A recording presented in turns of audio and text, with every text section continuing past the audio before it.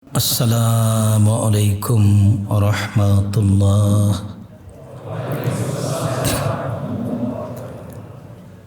আলহামদুলিল্লাহি ওয়াহদা ওয়াসসালাতু ওয়াসসালামু আলা মান লা নাবিয়্যা বা'দা।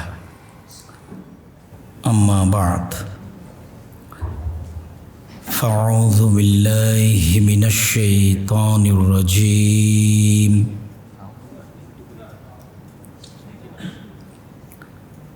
يا أيها الرسل كلوا من الطيبات واعملوا صالحا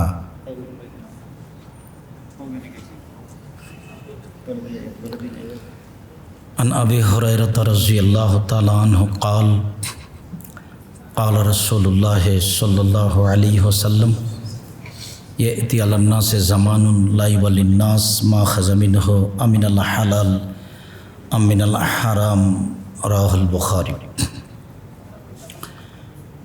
عن أبي هريرة رضي الله تعالى عنه قال قال رسول الله صلى الله عليه وسلم إن الله طيب لا يقبل إلا طيبا إن الله أمر المؤمنين بما أمر به المرسلين ثم ذكر رجلا يطيل السفر أشاش أكبر ويمد يديه ويقول يا ربي يا ربي ومطعمه حرام ومشربه حرام وملبسه حرام وغذي بالحرام أن يستجاب له رواه مسلم.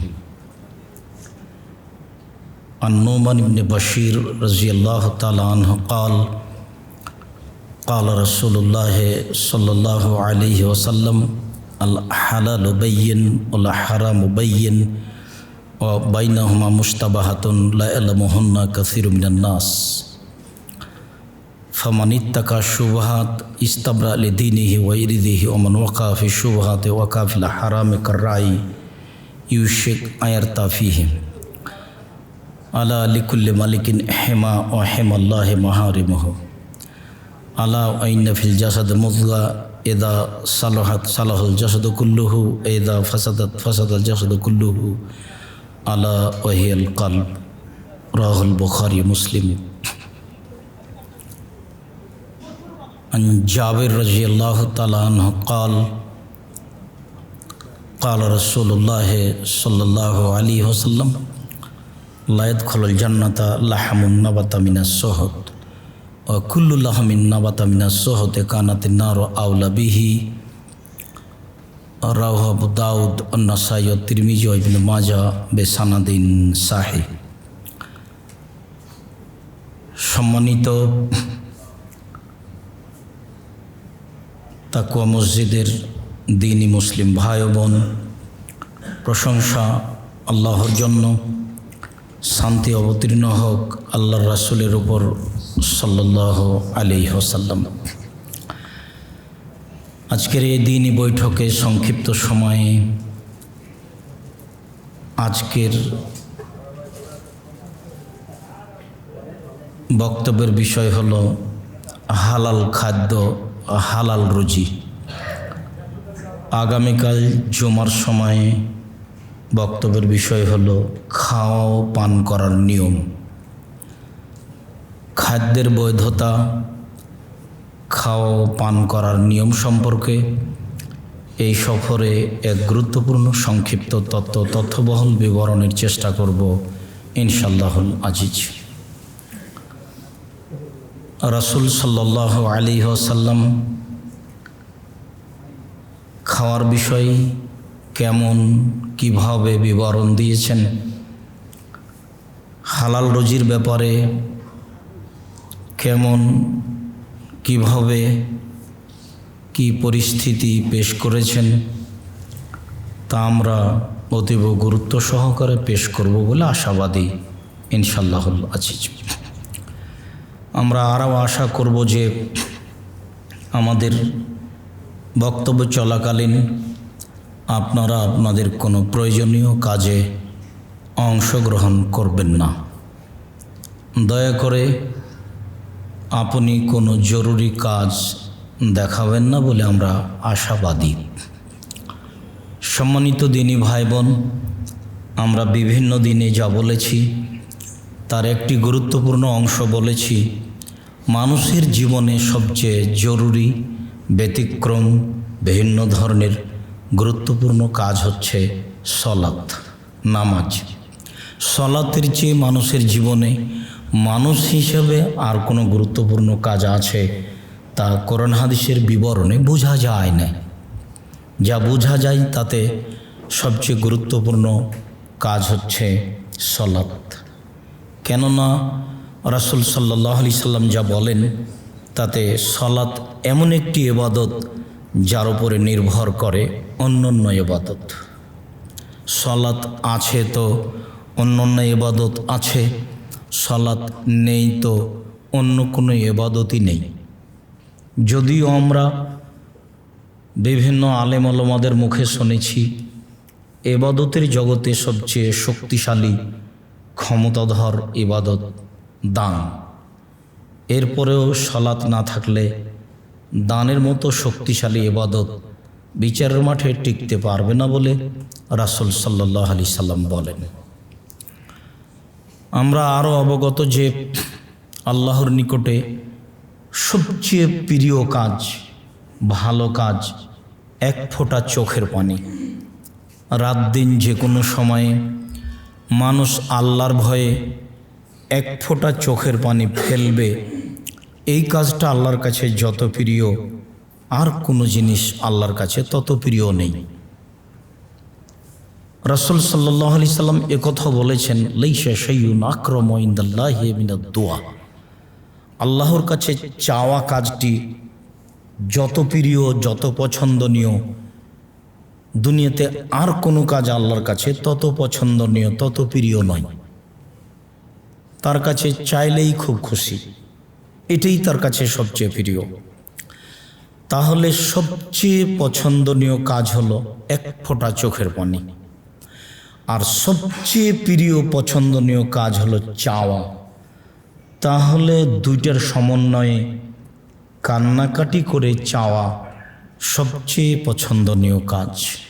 এরপরেও যদি সলাত না থাকে তাহলে এই কান্নাকাটি করে চাওয়া কাজটি আল্লাহর দরবারে গ্রহণ হবে না।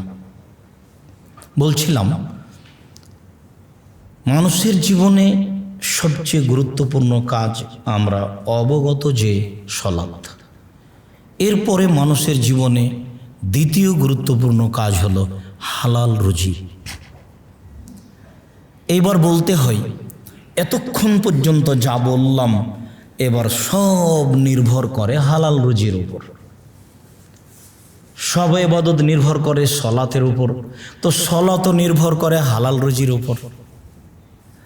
হালাল রুজি আছে তো সলাত আছে, হালাল রুজি নেই তো সলাত নেই, সলাত নেই তো কোনো ইবাদত নেই, হালাল রুজি নেই তো সলাতও নেই, তাহলে হালাল রুজি নেই তো কোনো ইবাদত নেই। পৃথিবীর মোহে পড়ে, আহাল পরিবারের পাল্লায় পড়ে, অর্থ সম্পদ লুটে খেয়ে আর একজনকে ঠগিয়ে জীবিকা নির্বাহের কোনো প্রয়োজন নাই। আমি ভালো বুঝতাম ছাত্র জীবন থেকে এই যাবৎ যে মরলেই সব কিছু বিচ্ছিন্ন হয়ে যায়, মরার পরে আর কোনো কিছু নেই, বাড়িঘর জমি জায়গা আহাল পরিবার ছেলে মেয়ে কোনো কিছু নেই, একথা ভালো বুঝতাম। কিন্তু আমার মা চলে যাওয়ার পর থেকে নিয়ে ওইটা যেন আমি আরও ভিন্নভাবে বুঝতে পারছি। আমার মা অনেকগুলো জিনিসকে খুব বেশি ভালোবাসতেন, তো চলে যাওয়ার পর থেকে নিয়ে তো ওই জিনিসগুলো কি হচ্ছে আমার মা তো কিছু বলেন না, তার প্রয়োজনও নেই, প্রয়োজন থাকলে হবেও না। আমার মায়ের মরার পর থেকে নিয়ে আমার দুইটা কথা খুব আঘাত করে। তার একটা কথা, যেদিন সর্বপ্রথম আমার মা আমাকে নাচল চাঁপাইনবাবগঞ্জ রাজশাহী পড়তে পাঠাবেন, ট্রেনে চড়ে যেতে হয় বাড়ি থেকে কিছু দূরে, তা আমার মা সাথে করে আর একটা বাড়িতে নিয়ে গেছেন, ওই বাড়িতে একটা ছেলে যাবে আমাকে সাথে দেবেন সেই জন্য। তো এই দৃশ্যটা আমার খুব বারবার আঘাত করে। যেদিন আমি বাংলাদেশ ছেড়ে ইন্ডিয়া চলে যাব 1982 সালের 16ই মে রোজ সোমবার, খুব সকালে যাচ্ছিলাম। তো আমি বাহির থেকে এসেছি, সে অবস্থাটা আমি আর এখন নকল করছি না। তা আমি বাড়ির ভিতরে ঢুকে খড়ের চাল, বাংলাদেশি স্যান্ডেল আমি খুলে দিয়ে আমার পকেটে একটা কলম ছিল, ওটা চালে গুঁজে দিয়ে আমি মাকে বলছি, মা আমি চলে গেলাম ইন্ডিয়া। তা আমার মায়ের হাতে আটা লেগে আছে, আমার মা রুটি বানাবেন। চুলাতে মনে হচ্ছে যে ভাত রান্না এরকম সকালে কেন, তা আমি বলতে পারছি না, জিজ্ঞাসা আর করিনি। তা এখন আমার মা ওই অবস্থাতেই আমাকে বলছে যে যাস না, পুলিশে ধরে নেবে। তো এইভাবে বারবার বলছে আর পিছে পিছে হাঁটছেন, আর আমি আগে আগে হাঁটছি। তো আমার মা বেশ কিছু পথ পিছে পিছে হাঁটলেন, তারপর দেখলেন আমি নাগালের বাইরে, আমি ফিরে আসবো না। তখন আমার মা উল্টা পিছে ফিরে আসলেন। আমার মায়ের কথাগুলো পরবর্তী কথা, যে প্রাইভেট পড়ায়ও না, কাউকে বন্ধু হিসেবে গ্রহণ করিও না, দোকানে বসিও না, দাওয়াত খায়ও না, এই 4টে কথা বলে বাড়ি থেকে বিদায় করতেন। পাঠানোর ব্যাপারে খুব শক্ত, যা একাধিক দিন বলেছি। খুব কেন জানি মন চাচ্ছে একটা ঘটনা নকল করি। আমরা একদিন নাচল যাব, তো যাব না বলে নদীতে সাঁতার দিচ্ছি, পাশেই নদী, অনেক বেলা হয়ে গেছে, প্রায় দুপুর কাছাকাছি। তখন এসেছি বাড়িতে, যাব না এই জন্য, কালকে যাব। তো আমার মা বলছে যে ভাত রান্না করেছি, খেয়ে নিয়ে বের হ। তো আমি বলছি যাব না। তখন আমি খেতে বসেছি, আজকে যাব না, কালকে যাব। না আজকে যেতে হবে, না কাল যাব, না আজকে যেতে হবে। তখন আমি বলছি ভাত খাবো না, বলে খাস না। তা আমি উঠে গেছি, উঠে যে এখন ব্যাগটা নিয়ে বের হচ্ছি, তো আমাকে বলছে যে টাকা নেই। তো আমি বলছি টাকা নিব না। তো নিস নে, যা। আমি টাকা ছাড়া, আমি খাওয়া ছাড়া বাড়ি থেকে বের হয়ে গেলাম, কিন্তু আমার মা দমে গেল না। আমার মা কোনো কথাই সাড়া দেয়নি। আমি যেভাবে বলেছি সেভাবে বলছি, ঠিক আছে যা। তো কোনো লোক বাচ্চার প্রতি খুব আগ্রহে কান্নাকাটি করে এসে বলে, তখন আর আমার ওই কথাগুলি মনে পড়ে।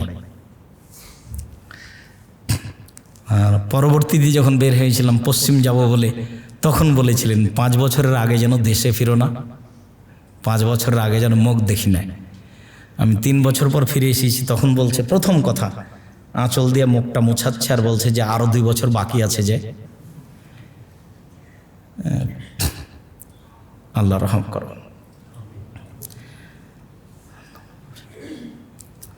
তো হালাল রুজি মানুষের জীবনে দ্বিতীয় জরুরি কাজ, হালাল রুজি।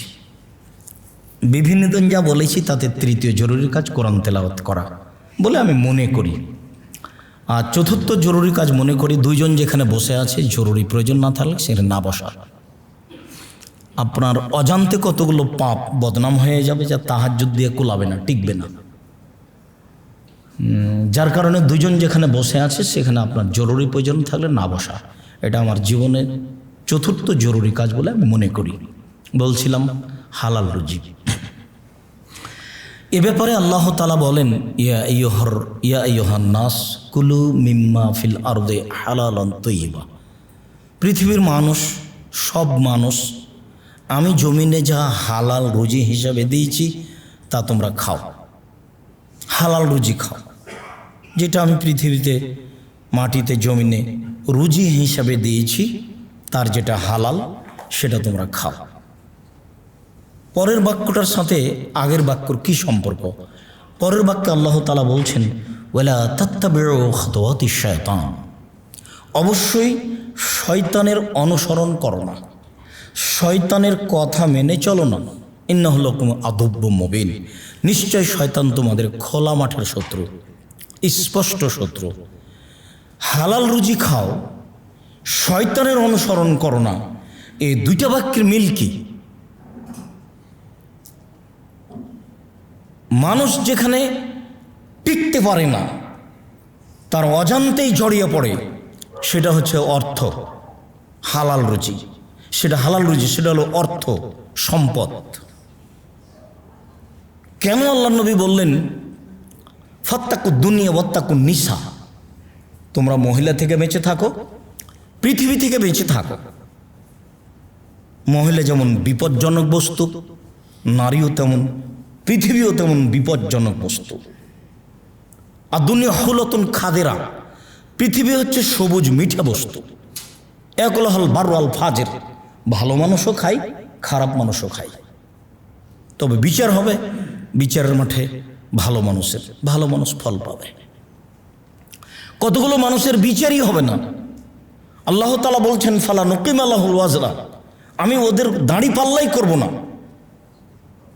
ওদের কোনো পাপ নেকিই নাই, ওজনই নাই। তোমরা পৃথিবী থেকে বেঁচে থাকো, পৃথিবী মানুষকে ধোঁকা দিবে। পৃথিবী মানে অর্থ সম্পদ। অর্থ সম্পদের ব্যাপারে, রুজির ব্যাপারে শয়তানের অনুসরণ করো না। প্রত্যেক যেটা খারাপ শয়তান এটা ভালো করে দেখায়, এটা তার কাজ। তার একটা চুক্তি আছে আল্লাহর সাথে যে কিভাবে আমি জাহান্নামে যাব আর আদম সন্তান জান্নাতে যাবে, এটা আমি দেখে ছেড়ে দেব। এটা আমার একটা জিদ, এবং এই প্রতিশ্রুতি নিয়েও মাঠে আছে। তাহলে যেইটা খারাপ সেইটা আপনাকে ভালো করে দেখানোই তার কাজ। সবচেয়ে আদম সন্তানকে ঠেকাতে পারে ও নারীতে ও রুজিতে, সম্পদে আপনাকে ঠেকিয়ে দিবে। যার কারণে আল্লাহ তাআলা বলছেন শয়তান তোমাদের স্পষ্ট খোলাখুলি মুখামুখি শত্রু। ওকে তো আমি দেখতে পাই না, ও তো আমার গায়ে এক থাপ্পড় লাগাতে পারে না, কোথায় সে? আল্লাহ তাআলা বলছেন মিনাল জিন্নাত ওয়ান নাস, মানুষ শয়তান, জিন শয়তান। অন্তর থেকে কুমন্ত্রণা দেয় যে সে হলো জিন শয়তান। খোলা মাঠে সামনাসামনি বলে যে সে হলো মানুষ শয়তান। চলো এ করে কি হবে, ওখানে যাই। আব্দুর রাজাক সাহেব এসেছেন, চলেন যাই। আরে বক্তব্য শুনে কি হবে, এখানে বসো তো। এ হলো মানুষ শয়তান। আর অন্তরে বলছে কেউ নেই, না আজকে এই কাজ করি, আর বক্তব্য শুনেছি, আর একদিন শুনবো, পরে আজকে এখানেই থাকে। এ হলো জিন শয়তান, যাকে দেখা যায় না কিন্তু কাজ ঠিকই করছে। এ হলো জিন শয়তান। যাকে দেখা যায় ভুল পথে ডাকছে, ও হলো মানুষ শয়তান। আল্লাহ তাআলা বলছেন মানুষ শয়তান, জিন শয়তান। শয়তান তোমাদের স্পষ্ট খোলাখুলি শত্রু। অত্র আয়াতে আল্লাহ তাআলা সারা পৃথিবীর সমস্ত মানুষকে হালাল রুজি খাওয়ার ব্যাপারে আদেশ করেছেন। আল্লাহ তাআলা বলেন ইয়া আইয়ুহার রাসূল কুলু মিনাত তাইয়্যিবাত ওয়া আমালুস সালিহা, পৃথিবীর নবী রাসূলগণ আপনারাও হালাল রুজি খান আর সৎ আমল করুন। সব নবীর একই আদেশ, যা ছিল আদম আলাইহিস সালামের, যা ছিল ইব্রাহিম আলাইহিস সালামের, যা ছিল আমাদের নবীর, যা ছিল নূহ আলাইহিস সালামের।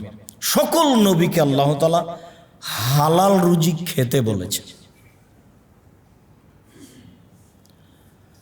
আর সবচেয়ে উত্তম হালাল খায়রুল মালিল নাস আল্লাহ ইয়াকসুবু বিয়াদিহি, মানুষের সবচেয়ে উত্তম সম্পদ হচ্ছে যে ও নিজে হাতে উপার্জন করে।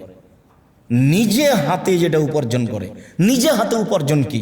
নিজে হাতে মানুষের বাড়ি কাজ করে, নিজে ব্যবসা করে, নিজে দোকানে বসে, নিজে দিনমজুরি করে, নিজের উপার্জন নিজেই করে।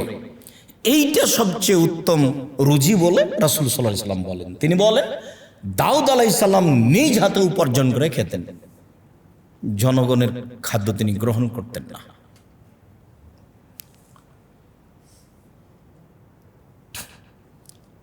জনগণের সম্পদ হতে তার রুজির ব্যবস্থা করা শরীয়তে বৈধ, কিন্তু তিনি করবেন না, নেবেন না, নেননি। আপনারা হয়তো জানেন, আবু বকর সিদ্দিক রাদিয়াল্লাহু তাআলা আনহুকে যখন নেতা খলিফা নির্বাচন করা হলো, তখন তিনি ব্যবসা করার জন্য কাপড়ের বোঝা নিয়ে চলে যাচ্ছেন। বলে, কোথায় যাচ্ছেন? আহাল পরিবার আছে, রুজি উপার্জন করতে হবে। আপনি আপনার কাজ করেন, জনগণের কাজ করেন, রুজির ব্যবস্থা করা হবে। হাদিস বুখারী মুসলিম। তাহলে তো আবু বকর সিদ্দিক জনগণের খাদ্য রুজি হিসাবে গ্রহণ করলেন। জনগণের কাজ করলে তো রুজি উপার্জন করা যাবে না, রুজি উপার্জন করলে তো জনগণের কাজ করা যাবে না। এখন আপনাদের ইমাম সাহেব এখানে 5 ওয়াক্ত সালাত আদায় করান, তো 5 ওয়াক্ত সালাতের জন্য প্রস্তুতি আছে, আসা যাওয়া আছে, তো আরেকজনের কাজ করবে কি করে? এখন যদি কেউ বলে যে ইমাম সাহেব যা আমাদের খাবেন কেন, উপার্জন করে খাবেন, তাহলে তো কাজ হবে না। একটার মধ্যে আর একটা ঢোকে যাবে, কোনোটাই হবে না। তো দাউদ আলাইহিস সালাম নিজ হাতে উপার্জন করে খেতেন বলে রাসূল সাল্লাল্লাহু আলাইহি সাল্লাম বলেন। আল্লাহ তাআলা বলেন, পৃথিবীর সকল নবী রাসূলগণ আপনারা বৈধ রুজি খান। নবীগণকে আদেশ করছেন আল্লাহ। ওয়ামালুস সলেহা, শতামল করুন। এইটাও জটিল, শতামল জটিল। শতামল সিলেটে খুব জটিল। মানে আমি যাকে বলছি শতামল, সেইটা তো শিরক, সেটা শতামল হলো কি করে? সৎ আমল আর আমল দুটো এক নয়। একটা হলো লা ইলাহা ইল্লাল্লাহ চুপে চুপে, এটা একটা আমল। আর সবাই মিলে চিৎকার করে কণ্ঠস্বরে জোরে লা ইলাহা ইল্লাল্লাহ, এটা একটা আমল। শতামল কোনটা?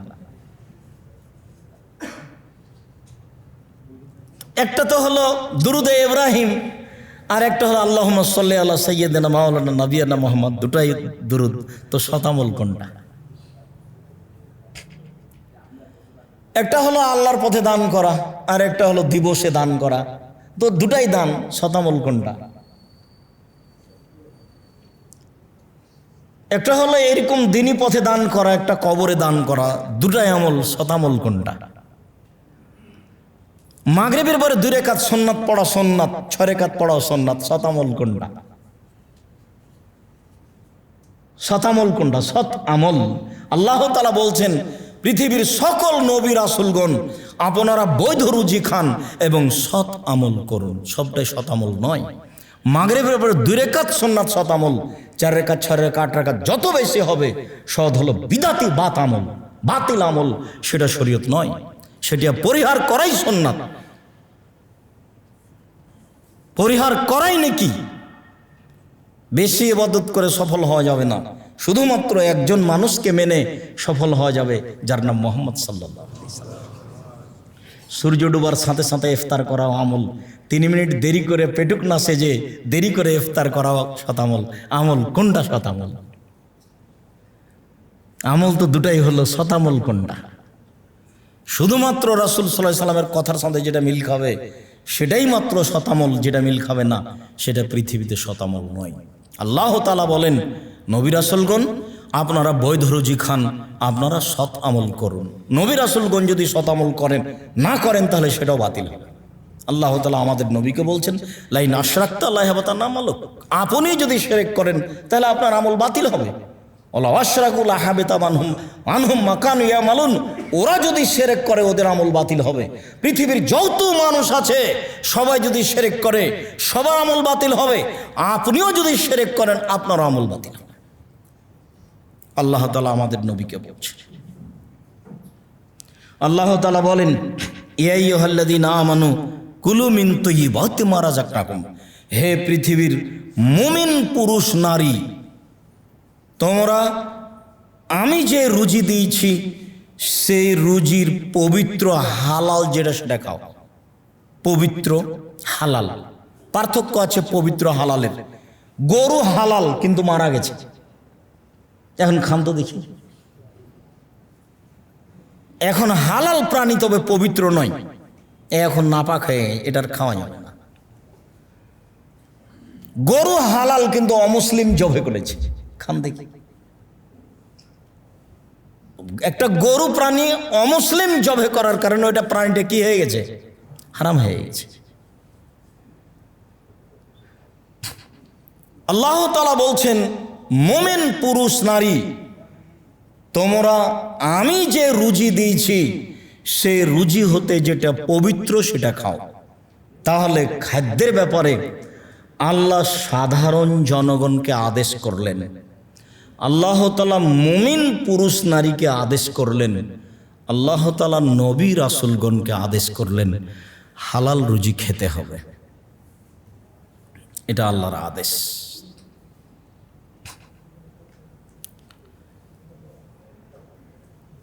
আবু হুরায়রা রাদিয়াল্লাহু তাআলা আনহু বলেন,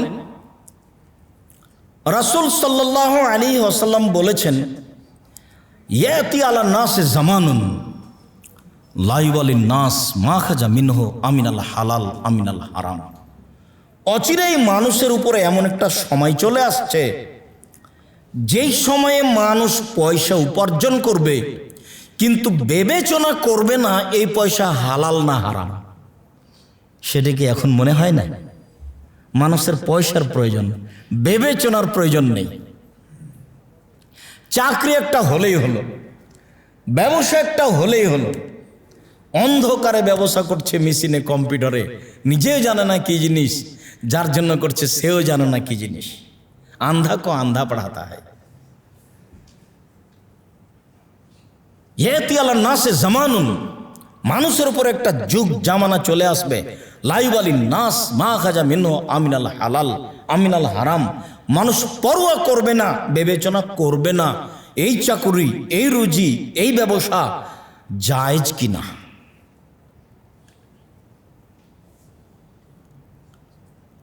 আবু হুরায়রা রাদিয়াল্লাহু তাআলা আনহু বলেন, রাসূল সাল্লাল্লাহু আলাইহি ওয়াসাল্লাম বলেছেন, লা আখশা আলা উম্মাতিল ফাকরা, আমার উম্মত দরিদ্র হয়ে যাবে এ ভয় আমি করি না। উনি জানেন যে তার উম্মতের অর্থ সম্পদ বেশি হয়ে যাবে, পয়সা এত বেশি হবে, পয়সা এত বেশি হবে, বন্যা যেমন মাটির উপর দিয়ে বহে চলে যায়, বেহিসাব পানি চলে, মানুষের অর্থ সম্পদ সেভাবে বন্যার মতো বহে আসবে। মানুষের দান খায়রাত মানুষের নিবে না।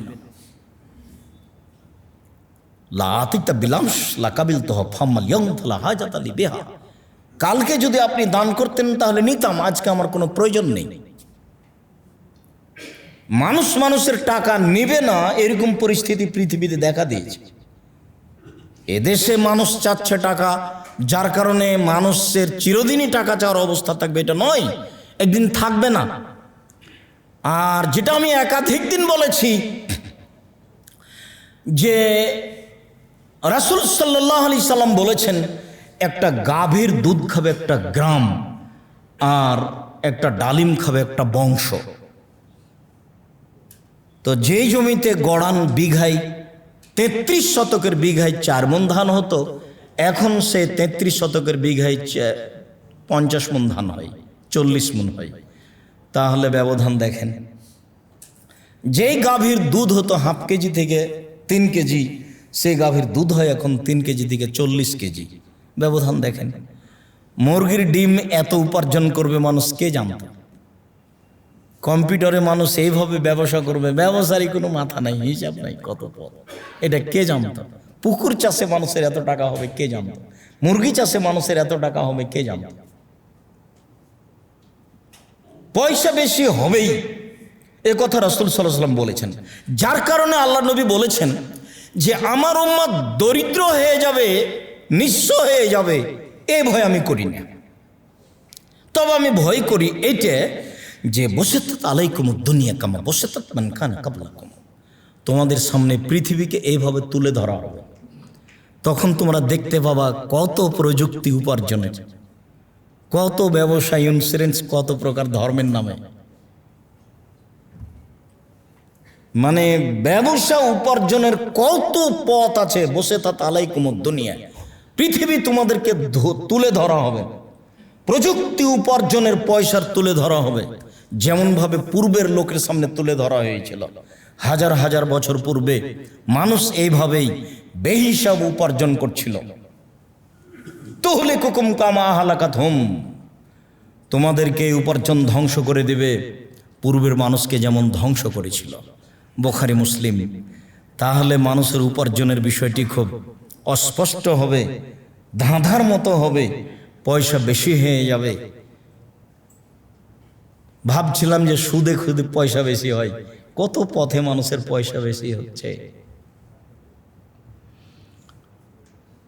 আবু হুরায়রা রাদিয়াল্লাহু তাআলা আনহু বলেন, রাসূল সাল্লাল্লাহু আলাইহি ওয়াসাল্লাম বলেছেন, ইন্নাল্লাহ তাইয়্যিব লা ইয়াকবালু ইল্লা তাইয়্যিবা, আল্লাহ নিজে পবিত্র, পবিত্র ছাড়া কবুল করেন না।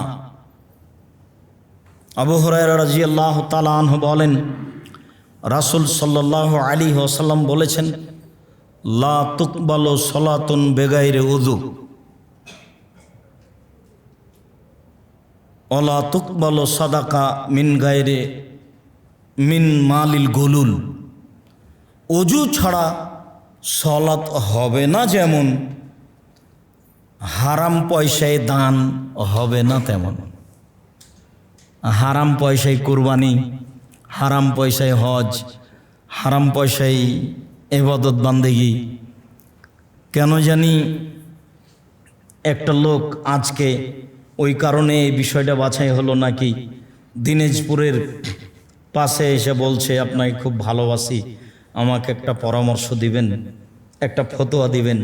কি, আমি বাংলাদেশ ব্যাংকের উপর পর্যায়ের কর্মচারী ছিলাম, তো আমাকে মানুষ খুব ভয় পায়, তা আমার চাকরি তো অনেক দিন আগে শেষ হয়ে গেছে, আমার গাড়ি বাড়ি আমি নিজে সবই হারাম, আমার ভাইদেরকে যে টাকা পয়সা দিয়েছি সেটাও হারাম, তা আমার ছেলে নেই, মেয়ে আছে, এখন আমি কি করব?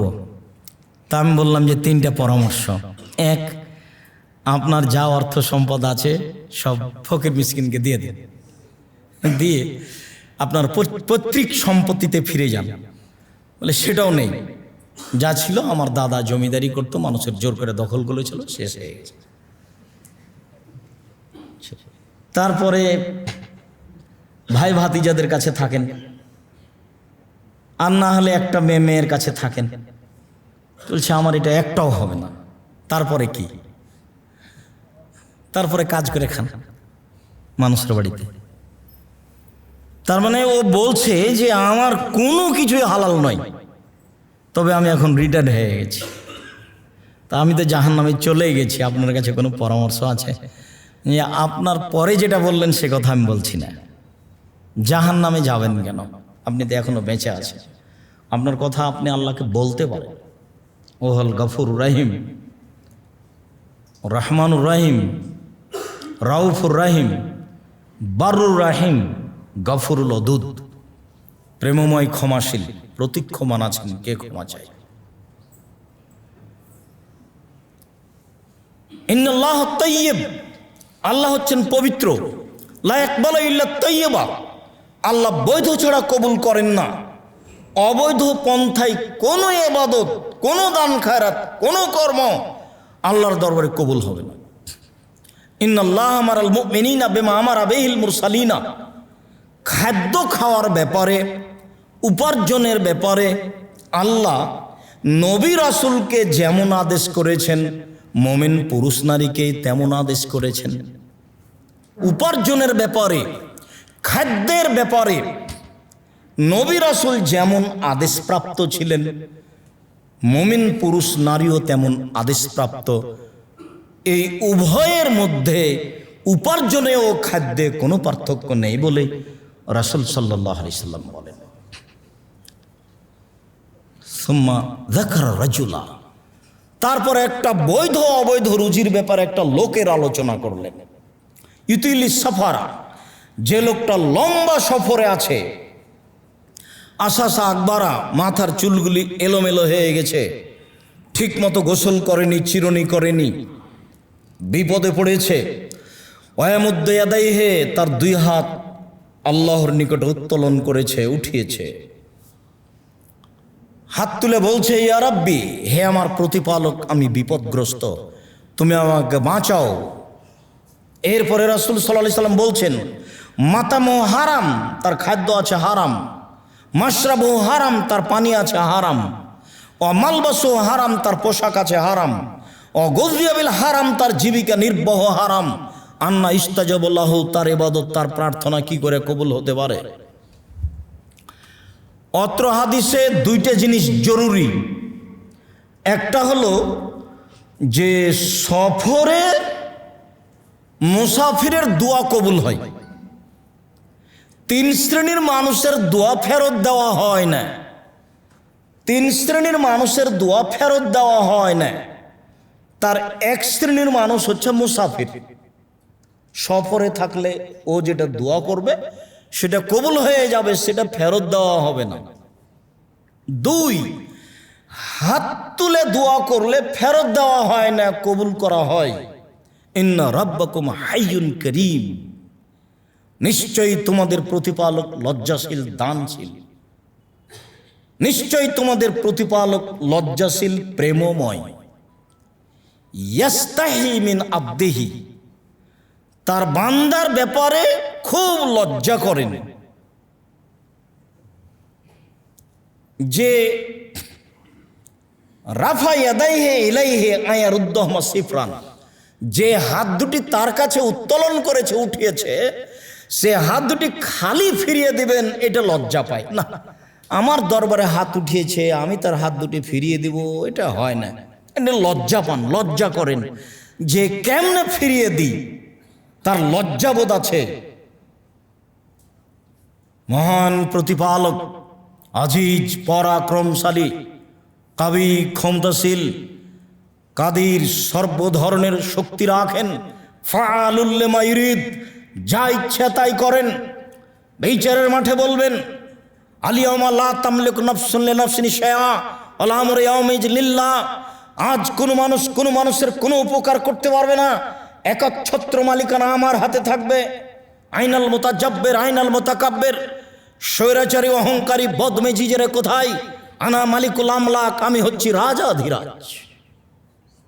তার ক্ষমতাই ভিন্ন, মানুষ চিনেও না, বুঝেও না, বোঝা প্রয়োজনও মনে করে না। কোরআন মাজিদ পড়েও না, পড়া প্রয়োজনও মনে করে না।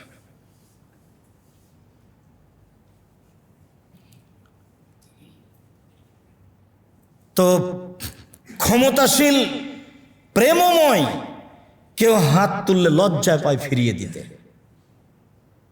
হাত তুলেছে, দিয়েই দিই। তো তাহলে এক মুসাফির। 2, হাত তুলে প্রার্থনা করছে।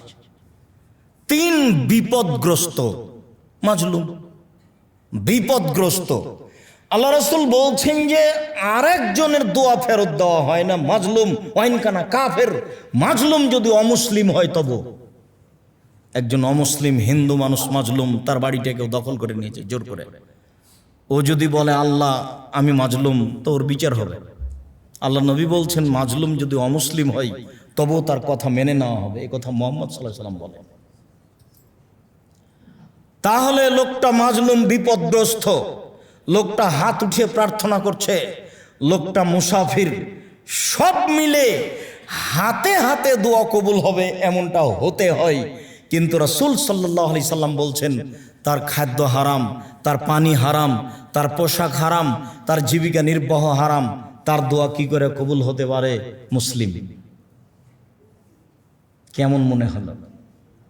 উপার্জনের বিষয়টি আমি অনেক দিন থেকে আপনাদেরকে সতর্ক করি, এইভাবে উপার্জন করতে হবে না। তবে আমি কম পয়সা উপার্জন করতে বলিনি কোনোদিনই। পয়সা কম উপার্জন করলে জাতির কোনো উপকার করতে পারবেন না, কিছুই করতে পারবেন না, নিঃস্ব হয়ে যাবে সব। পয়সা বেশি উপার্জন করতে হবে, উসমান গনি রাদিয়াল্লাহু তাআলার মতোই পয়সা উপার্জন করতে হবে। তবে উপার্জনের পথ ও পন্থা যেন হালাল হয়। একদিনে পয়সা উপার্জন করতে হবে না। চকলেট থেকে শুরু করলে একটা বড় ব্যবসা হতে 30 বছর সময় লাগবে অন্তত, আর একদিনে অত বড় ব্যবসায়ী হলে হবে? আর ব্যবসার মাধ্যমে কিছু উপকার করা যাবে জাতির, নিজের, অসহায় মানুষের, পুরুষ নারীর, ফকিরের, প্রতিষ্ঠানের ব্যবসার মাধ্যমে করা যাবে, অন্য মাধ্যমে নয়। সিলেটের বাড়ি হিসেবে লন্ডনে চলে যাব, চলে গেলে টাকা বেশি, ওই টাকা দিয়ে কিছু করা যাবে না। 2-1টা বাড়ি হতে পারে। দেশেই পয়সা উপার্জন করতে হবে কোটি কোটি টাকা, তাহলে তা দিয়ে কিছু কাজ করা যাবে। মসজিদটা পড়ে আছে কিনা তা কম আছে এইভাবে, এদিন থেকে না পরিকল্পনা নেই, না হয় না, সেটা আমি জানি না, জিজ্ঞাসা করিনি কোনোদিন কি অবস্থায় আছে। আমি চাচ্ছিলাম এতদিন 10 তলা হয়ে যাবে, বিশাল এক বিল্ডিং হবে ঢাকায়, কলিয়াতে, সিলেট শহরে, সেখানে এসে খুতবা দেওয়া হবে। বলে আমরা জামিয়া সালাফের বাইতুল হাম জামে মসজিদের অপেক্ষা আছি। থাকেন, বাইতুল হাম জামে মসজিদ খুব অচিরেই শুরু হবে, যেটা রূপগঞ্জ, নারায়ণগঞ্জ, ঢাকা 200 শতক জমির উপরে ইনশাআল্লাহ। শুধু মসজিদের জন্য 200 শতক জমি, প্রায় 10,000 মুসাল্লি একসাথে সালাত আদায় করতে পারবে বলে আমরা আশা করছি ইনশাআল্লাহ। বলছিলাম সম্মানিত দিনী ভাই বোন, হালাল রুজির বিষয়টি অতীব জরুরি। নোমান ইবনে বাশির রাদিয়াল্লাহু তাআলা আনহু বলেন, আল হালালু বাইয়িন, হালাল হচ্ছে স্পষ্ট। একটু ছেড়ে আসলাম, হাত তুলে দোয়া একটি গুরুত্বপূর্ণ ইবাদত, এ কথাই ঠিক। হাত তুলে দোয়া একটি গুরুত্বপূর্ণ ইবাদত, এ কথাই ঠিক। হাত তুলে দোয়া করা ব্যক্তিগত ব্যাপার। রাসূল সাল্লাল্লাহু আলাইহি সাল্লাম কবরের শাস্তিকে সামনে রেখে হাত তুলে দোয়া করেছে। রাসূল সাল্লাল্লাহু আলাইহি সাল্লাম কবরের পাশে গিয়ে হাত তুলে দোয়া করেছে। রাসূল সাল্লাল্লাহু আলাইহি সাল্লাম মানুষের দোয়া চাইলে হাত তুলে দোয়া করেছে। রাসূল সাল্লাল্লাহু আলাইহি ওয়াসাল্লাম হজ করতে গিয়ে পরের 2 দিন পাথর মারার পরে হাত তুলে দোয়া করেছে। রাসূল সাল্লাল্লাহু আলাইহি সাল্লাম চন্দ্র সূর্য গ্রহণের সময় হাত তুলে দোয়া করেছে। রাসূল সাল্লাল্লাহু আলাইহি সাল্লাম ইব্রাহিম আলাইহিস সালামের ছেলে মেয়ের ব্যাপারে হাত তুলে দোয়া করার কথা নকল করেছেন। হাত তুলে দোয়া করার ব্যাপারে 35টি হাদিস সিরিয়াল দেওয়া আছে দোয়ার বইয়ে, আর 42টি বা এরকম হাদিস আছে জয়ীফ, যেগুলো আমলযোগ্য নয়, সিরিয়াল দেওয়া আছে। আর 16টি স্থান উল্লেখ করা আছে কোথায় কোথায় হাত তুলে দোয়া করতে হবে। আইনে রাসূল সাল্লাল্লাহু আলাইহি সাল্লাম দোয়া অধ্যায়। তবে এই অংশটা রাসূল সাল্লাল্লাহু আলাইহি সাল্লামের সালাত বনাম প্রচলিত সালাত আব্দুর রাজ্জাক বিন ইউসুফ, আব্দুর রাজ্জাক বিন ইউসুফের নামাজ শিক্ষা যে বইটা আছে, এই বইটাতে এই হাত তুলে দোয়া করার বিষয়টি কতটি হাদিস আছে তা আরও উল্লেখ করা আছে, ধারাবাহিকভাবে স্পষ্ট করে। বলছিলাম হাত তুলে দোয়া করা একটি গুরুত্বপূর্ণ ইবাদত। হাত তুলে দোয়া করতে হবে মাঝে মধ্যে, নিজের জন্য জরুরি করে নেবেন, ওটা ব্যক্তিগত ব্যাপার। সমষ্টিগত ব্যাপার হলো পানি চাইতে গিয়ে। পানি চাওয়াটা যদি জুমা মসজিদে খুতবা চলাকালীন হয় তাহলে হাত এভাবে সোজা থাকবে, আর পানি চলাকালীন পানি চাওয়ার জন্য দোয়া যদি মাঠে হয় তাহলে হাত এভাবে থাকবে উল্টে। পানি চাওয়াটাই যদি জুমা মসজিদে খুতবা চলাকালীন হয় তাহলে হবে এইভাবে সোজা, সবাই ইমাম মুক্তাদি সবাই হাত উঠাবে খুতবা চলাকালীন। আর সেটা যদি মাঠে হয় পানি চাওয়ার জন্য তাহলে সবাই ইমাম মুক্তাদি সবাই হাত উঠিয়ে হবে। বহু হাদিস রয়েছে হাত তুলে দোয়া করার ব্যাপারে। হাত তুলে দোয়া করা একটি গুরুত্বপূর্ণ ইবাদত। লোকটি হাত তুলে দোয়া করছিল বিপদে পড়ে মুসাফির অবস্থায়, তবু তার দোয়া কবুল হয়নি, এই জন্য যে হালাল রুজি নেই। নোমান ইবনে বাশির রাদিয়াল্লাহু তাআলা আনহু বলেন, আল হালালু বাইয়িন, হালাল হচ্ছে স্পষ্ট। আল হারামু বাইয়িন, হারাম হচ্ছে স্পষ্ট। ওয়া বাইনাহুমা মুস্তাবিহাতুন, এই দুইটার মধ্যে সন্দেহযুক্ত একটা জিনিস আছে। ব্যবসা, চাকরি, রুজি, কর্ম অস্পষ্ট আছে।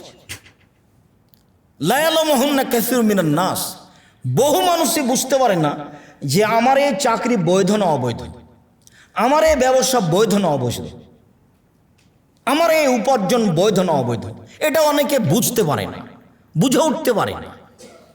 রাসূল সাল্লাল্লাহু আলাইহি সাল্লাম বলছেন, ফামানিত্তাকা শুবহাত ইস্তাবরা লিদীনিহি ওয়া ইরজিহি, কেউ যদি সন্দেহ থেকে বেঁচে যায়, যখন বুঝতে পারেনি তখন ছেড়ে দিয়েছে। সন্দেহ থেকে কেউ যদি বেঁচে যায় তাহলে সে তার দিনকে পূর্ণ করে নিল, সে খাঁটি মুসলমান মুমিন। ওমান ওয়াকা ফি শুবহাতে ওয়াকা ফিল হারামে, যে ব্যক্তি সন্দেহের মধ্যে পড়লো ও হারামের মধ্যে পড়লো, চূড়ান্ত সিদ্ধান্ত নেই যার, সেটা চূড়ান্ত হারাম। চূড়ান্ত সিদ্ধান্ত নেই যার, সেটা চূড়ান্ত হারাম। চূড়ান্ত সিদ্ধান্ত নেই যার, সেটা চূড়ান্ত হারাম। হুজুর বলেছেন জর্দা মাকরুহ, আর আব্দুর রাজ্জাক সাহেব বলেছেন জর্দা হারাম, তাহলে তো চূড়ান্ত সমাধা হলো না, তাহলে চূড়ান্ত হারাম। তো তো মৌলানা সাহেব বলেছেন জর্দা কি কোরআন হাদিসে লেখা আছে, উনি কেন হারাম বলবেন? কথাও তো ঠিকই, জর্দা তো কোরআন হাদিসে লেখা নেই। এখন জর্দা যদি কোরআন হাদিসে লিখতে হয়, তাহলে যত তামাক জাতীয় প্রথা পৃথিবীতে আছে, মানে ব্যবস্থা না তামাক জাতীয়, তাহলে শুধু তামাক জাতীয় লিখতে লিখতে কয়েকটা কোরআন মাজিদ লাগবে। রাসূল সাল্লাল্লাহু আলাইহি সাল্লাম এমন একটি বাক্য বলেছেন, পৃথিবীর যেখানে যারা যেইভাবেই উপার্জন করুক না কেন খাদ্য, সেই খাদ্য যদি এমন হয় তাহলে তা হারাম। কিভাবে?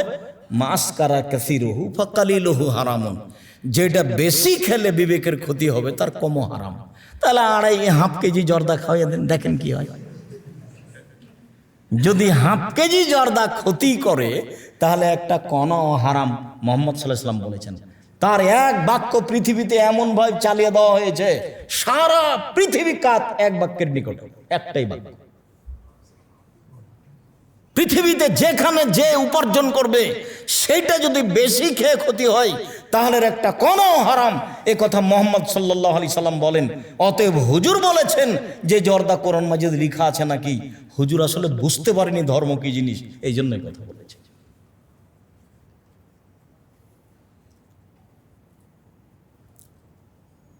এরপরে তিনি বলছেন কাররাই, সন্দেহ থেকে বেঁচে থাকতে হবে রাখালের মতো। এরা হাওলাল হেমা, যে রাখাল আইলে গরু চড়াচ্ছে, আইল বুঝেন কি? আইলে গরু চড়াচ্ছে, ইউশেক সম্ভাবনা রয়েছে, আয়ের তাফিহে গরুতে ধানে মুখ দিতে পারে, শস্যে গরুতে মুখ দিতে পারে, অতএব গরুটা তুমি আইলে নিয়ে যায় না। এই লোকটা যেমন আইলে গরু নিয়ে যাবে না, সন্দেহ আছে গরুতে ধানে মুখ দিতে পারে, এই লোকটা যেমন বাঁচতে চাচ্ছে তোমাকেও বাঁচতে হবে তেমন। যেই ব্যবসাতে সন্দেহ আছে, যেই রুজিতে সন্দেহ আছে, যেই চাকরিতে সন্দেহ আছে, সেই চাকরি ছেড়ে দিতে হবে, কথাই ঠিক। কষ্ট হলেও কিছুদিনের জন্য, আহাল পরিবার সবাই মেনে নেবে, তখন এটা সহজ হবে। অনেক পয়সা উপার্জন করছিলেন, হঠাৎ ছেড়ে দিলে শ্বশুর শাশুড়ি বাপ মা বউ ছেলে মেয়ে সব একদিকে হয়ে যাবে। পয়সার লোভ সবার, পয়সার স্বাদ ভিন্ন। এই চাকরি ছিল বলেই তো বাড়ি যাওয়ার সময়তে মেয়ের জন্য একটা আইসক্রিম কিনেছেন 300 টাকা দিয়ে, আর এখন 300 টাকা দিয়ে সারাদিন 1 সপ্তাহ হয়ে যাবে, এটা কেমন করে হয়? খুব সাধারণ খাদ্য কিনতে হবে। রাসূল সাল্লাল্লাহু আলাইহি সাল্লাম বলছেন সালাসাতুন মুনজিয়াতুন ওয়া সালাসাতুন মুহলিকাতুন, 3 শ্রেণীর মানুষ বেঁচে যাবে, তার কোনো সমস্যা হবে না। তার 1 শ্রেণীর মানুষ হচ্ছে লিখতে শতফিল মাইশা, মধ্যম পন্থায় জীবিকা নির্বাহ করা। বাজারে গিয়ে সবচেয়ে দামি মাছ কিনতে হবে না, দামি মাছ বিত্তশালী কিনবে। বাজারে গিয়ে সবচেয়ে দামি চাউল কিনা হবে না, সবচেয়ে দামি চাউল বিত্তশালী কিনবে।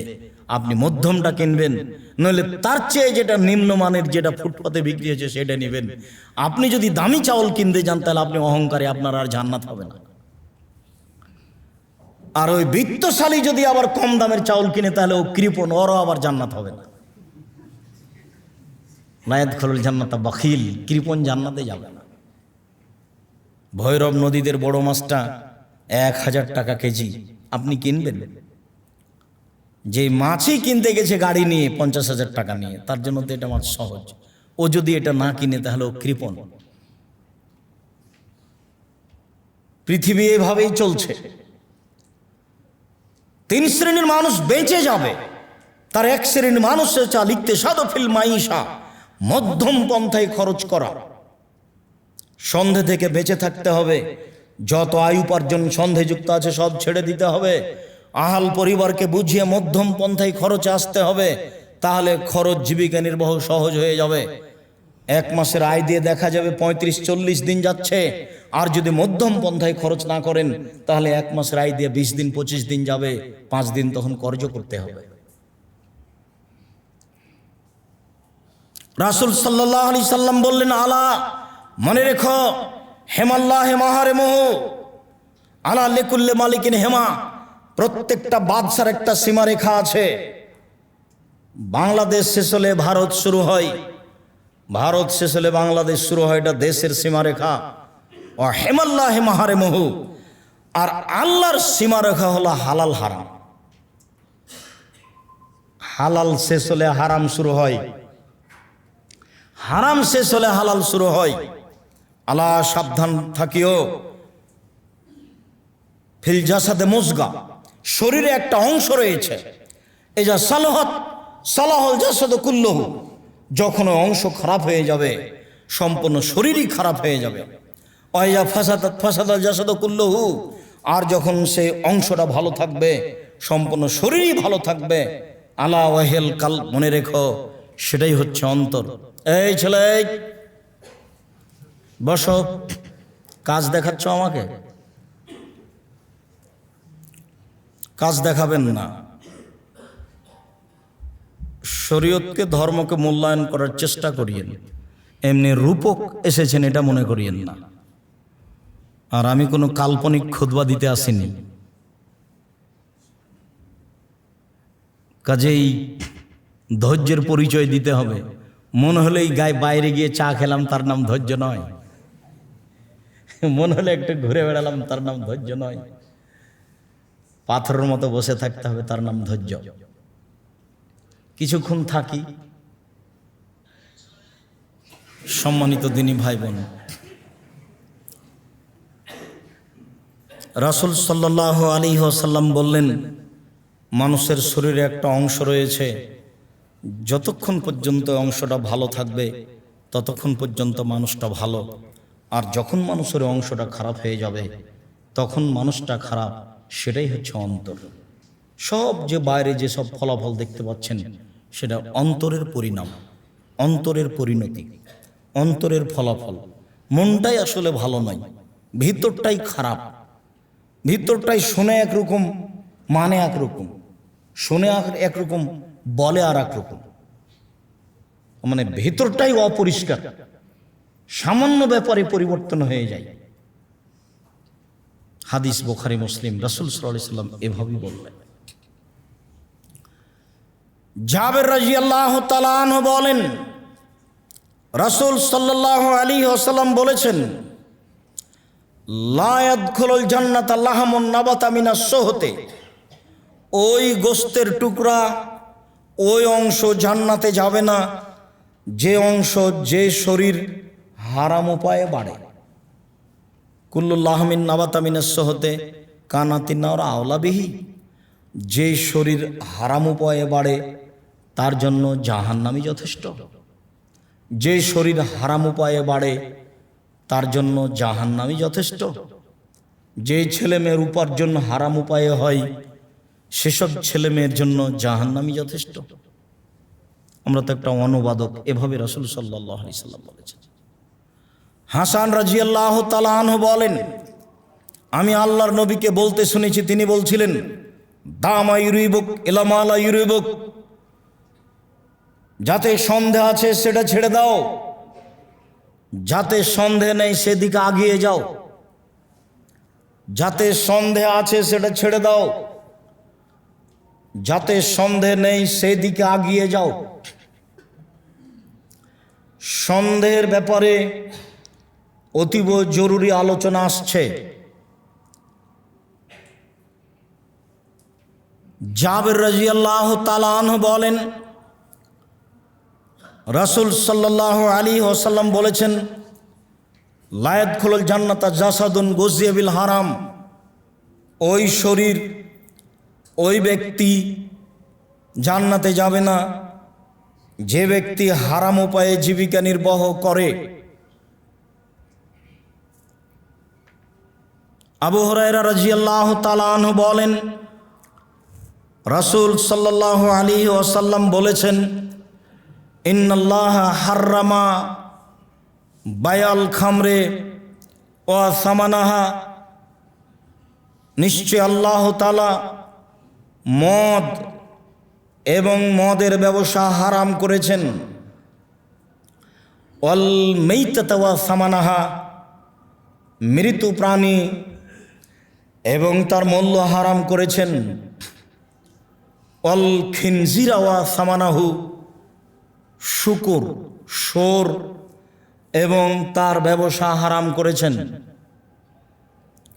পরস্পর শব্দগুলি এভাবে উল্লেখ হয়েছে। তাহলে নেশাদার দ্রব্য, মরা প্রাণী আর শুকুর কাছাকাছি হারাম। আবার বললেন, ইন্নাল্লাহ হাররামা বায়াল খামরে ও বায়াল মাইতাতে ও বায়াল খিনজিরে ও বায়াল আসনাম। আল্লাহ তাআলা হারাম করেছেন মদের ব্যবসা, হারাম করেছেন মৃত প্রাণীর ব্যবসা, হারাম করেছেন শুকুরের ব্যবসা, হারাম করেছেন পুতুল বিক্রির ব্যবসা। পুতুল তো আপনার বাড়িতে আজও আছে বলে আমার অনুমান, আপনাকে আমি কষ্ট দিইনি, নাই এটাই আমার ধারণা। তবু অনেক সময় দেখা যায় যে ঠিকই আপনার পাশে পুতুল আছে, ঘরে আছে সাজানো। কাঁকড়া তো আছে নাকি? কাঁকড়া আছে, আরও কি কি আছে, বউ সুন্দর করে নিয়ে এসে সাজিয়ে রেখেছে। বেঈমান হয়ে বাঁচার প্রয়োজন নাই। আবার এতে আর একটা সমস্যা আছে, এটা মহাপাপের সাথে সাথে এটা শিরক। আপনি মূর্তি সব পছন্দ করেন কেন, ভালোবাসেন কেন? যত দামে বেশি মূর্তি কিনেছেন, বেশি দাম দিয়ে, তত মন খারাপ করে ভাঙবেন। যদি এমনি প্লাস্টিকের পুতুল কিনেন তো এমনি ভেঙে দিন, আর যদি এটা সে স্বর্ণ রূপা হীরার হয় তাহলে একবারে দাঁত কিটমিট করে একবারে খুব বেশি করে শক্তি করে আছাড় দিয়ে ভাঙবেন, তাহলে হক আদায় হবে। আর বাপের ছবিটা যদি থাকে মরে যাওয়ার পরে পাসপোর্ট সাইজের বাড়িতে, ওটা আজকে ছিঁড়ে দিতে হবে, ওটা জ্বালিয়ে দিতে হবে। মোবাইলে যদি থাকে মা, খালা, ফুফু, বাপ, দাদা, নানি, নানা, কারও রাখা হবে না, ওর সাথে কোনো আপোষই নাই, সামান্যতম নেই। এক একটু এইভাবে যে ভিডিও এগুলো হচ্ছে, আমি অনেক সময় অস্পষ্ট, আমি বুঝতে পারি না এর কি হবে। সবাই বলছে তাই আমিও বলছি যে এগুলো নিরুপায় করা যাবে, কোনো আপোষ নাই। এই খুব খারাপ জিনিস। বাড়িতে যা আছে এরকম অ্যালবামে থাকার, মোবাইলে থাকার, শোকেজে থাকে, একটা থাকতে পাবে না। চিরদিনের জন্য মুহাম্মদ সাল্লাল্লাহু আলাইহি সাল্লাম পুতুল ক্রয় বিক্রি হারাম করেছেন, তার ব্যবসা হারাম করেছেন। এর মাধ্যমে যা উপার্জন আসবে সব হারাম। উমামা বাহিলি রাদিয়াল্লাহু তাআলা আনহু বলেন, রাসূল সাল্লাল্লাহু আলাইহি সাল্লাম বলেছেন, লা তাবিউল কায়নাত, বাদ্যযন্ত্র, গান বাজনার মাধ্যম, গায়িকাদের তোমরা ক্রয় করো না, বিক্রি করো না। ওয়ালা তাশতারুহুন্না, তোমরা তাদের ক্রয় করো না। ওয়ালা তুআল্লিমুহুন্না, তোমরা গান বাজনা, বাদ্যযন্ত্র, হারমোনিয়াম এসব কিছু ছেলে মেয়েদের শিখিয়ে দিও না। সামানাহুন্না হারাম, এর মাধ্যমে যত উপার্জন হবে সবই হারাম। গান বাজনা ছাড়া হেডমাস্টারের হেডমাস্টারই চলে না। গান বাজনা, বাদ্যযন্ত্র চিরদিনের জন্য হারাম, টোটালি হারাম, সম্পূর্ণরূপে হারাম। আব্দুল ইবনে ওমর রাদিয়াল্লাহু তাআলা আনহু বলেন, সামিয়া রাসূলুল্লাহ সাল্লাল্লাহু আলাইহি ওয়াসাল্লাম আল মাজামির, বাদ্যযন্ত্র আল্লাহ রাসূল শুনতে পেলেন। ফাওয়াজা ইসবাইহি ফি উযনাইহি, শুনে আল্লাহর নবী তার দুই আঙ্গুল তার দুই কানের ভিতরে ঢুকিয়ে দিলেন। অনানিত তরিকে, রাস্তা থেকে দূরে সরে গেলেন। রাস্তা থেকে দূরে সরে গিয়ে বলছেন, হাল তাসমাউ শায়, আব্দুল্লাহ ইবনে ওমর তুমি কি কিছু শুনতে পাচ্ছ? কুলতু লা, আমি বললাম জি না, শুনতে পাচ্ছি না। ফারাফা ইসবাইহি মিন উযনাইহি, তখন আল্লাহর নবী তার দুই আঙ্গুলকে দুই কান থেকে সরিয়ে নিলেন। বাজনা শুনে তিনি কানের ভিতরে আঙ্গুল ঢুকিয়ে দিলেন। যে বাজনা আপনার বাড়িতে দিন রাত চলে, বাড়িতে যদি 20টা রুম থাকে তাহলে 19টা রুমে বাজনা চলে, সব দোকানে বাজনা চলে, সব ঘরে বাজনা বাদ্যযন্ত্র চলে, সব দোকানে মেয়ে নাচে, সব বাড়িতে মেয়ে নাচে। রাসূল সাল্লাল্লাহু আলাইহি সাল্লাম বলেন, তোমরা গায়িকাদের ক্রয় করো না, তোমরা গায়িকাদের বিক্রয় করো না, তোমরা গায়িকাদেরকে গান বাজনা শিখিয়ে দিও না। ওদের মাধ্যমে যত পয়সা উপার্জন হয় সব হারাম। যেসব দোকানে বাদ্যযন্ত্রের মাধ্যমে উপার্জন হয় সবই হারাম, অথচ ব্যবসা ছিল হালাল, কিন্তু বাজনা দিয়ে তাকে হারাম করেছে। ব্যবসা, মুদির দোকান, চাউল আছে, আটা আছে, ডাল আছে, কাপড় চোপড় আছে, ভালো বৈধ জিনিস আছে, কিন্তু বাজনা চলছে। একবারে শাড়ি পরিয়ে মেয়েটাকে ল্যাংটা করে সাজিয়ে রেখেছে। যদি মেয়ে সাজিয়ে রাখতে হয় তাহলে মাথা ছাড়া রাখতে হবে। ব্যবসা হালাল ছিল, কিন্তু মাধ্যম হারাম হওয়াতে সবই হারাম, কোনো সুযোগ নাই। সরিষা সম পরিমাণ আপোষ নেই। সারা পৃথিবীর মানুষ যদি এভাবে উপার্জন করে, সব দোকানপাটে নারী তুলে, পুরুষকে তুলে, এইভাবে ছবি মূর্তি দিয়ে, সারা পৃথিবীর মানুষই পাপী। সারা পৃথিবীর মানুষ যদি একসাথে ইবাদত করে, জিন ইনসান মানুষ যা কিছু আছে, পশু প্রাণী, সবাই যদি একজন মানুষের অন্তর হয়ে যায়, মানে সবাই যদি পরহেজগার হয়ে যায়, আল্লাহর নবী বলছেন, আল্লাহ তাআলা বলেন, আমার রাজত্বের এক পয়সা লাভ হয় না, আমার রাজত্বের এক পয়সা মান মর্যাদা বৃদ্ধি হয় না। সবাই যদি ভালো হয়ে যায়, সবাই হিন্দু মুসলমান বৌদ্ধ খ্রিস্টান সবাই যদি সুবহানাল্লাহ আলহামদুলিল্লাহ বলে, তাহলে আমার রাজত্বের এক পয়সা সরিষা সমপরিমাণ কোনো সুবিধা হয় না। সবাই যদি নাফরমান হয়ে যায়, মানুষজন জিন ইনসান যা কিছু আছে সবাই যদি আমাকে অমান্য করে, কেউ যদি আল্লাহকে স্বীকার না করে, আমার রাজত্বের এক পয়সা আসে যায় না। আমরা আছি, কিছু ভোগ করছি, করবো, এটা সব নফল। এই নিয়ে আল্লাহর কাছে তেমন কিছু নেই। তার নাম দয়াশীল, ক্ষমাশীল রেখেছেন আমার আপনার সুবিধার জন্য।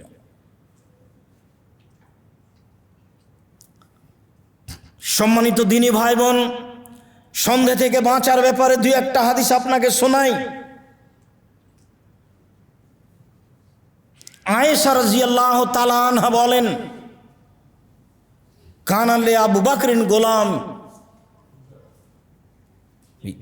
ইখরুজু লাহুল খারাজ। রাসূল সাল্লাল্লাহু আলাইহি সাল্লামের আবু বকর সিদ্দিক রাদিয়াল্লাহু তাআলা একটা গোলাম ছিল। সেই গোলামের উপার্জন তিনি খেতেন। গোলামের উপার্জন কথাটা এখনো ভালো করে বোঝা যায়নি, এটা একটু স্পষ্ট করি। এখন মানুষ 4-5টা অটো কিনে রেখেছে, গাড়ি কিনে রেখেছে, সিএনজি ভাড়া দিয়ে রেখেছে, বিকেলবেলায় তাকে 1500 টাকা জমা দিবে, যা উপার্জন করবে করবে, এরকম নাই? আছে। তো এরকমই ছিল গোলাম। গোলামকে বলে দেওয়া হতো, সারাদিন তুমি যা ইনকাম করবা, তবে বিকালে আমাকে 200 রিয়াল দিতে হবে, 500 রিয়াল দিতে হবে, 2 টাকা দিতে হবে। তো এই গোলামের উপার্জন আবু বকর সিদ্দিক রাদিয়াল্লাহু তাআলা আনহু খেতেন। ফাজা ইয়াওমান বিশাইইন, একদা গোলাম কিছু খাওয়ার নিয়ে এসেছে। ফাকাল আবু বকর সিদ্দিক মিনহু, তো ওই খাদ্য হতে আবু বকর সিদ্দিক রাদিয়াল্লাহু তাআলা কিছু খেয়ে নিয়েছেন। ফাকাল আলাহুল গোলাম আতাদরি মা হাজা, গোলাম আবু বকর সিদ্দিক রাদিয়াল্লাহু তাআলা আনহুকে বলল, আপনি কি জানেন এটা কি? আপনি যে খেলেন, আপনি কি জানেন এটা কি?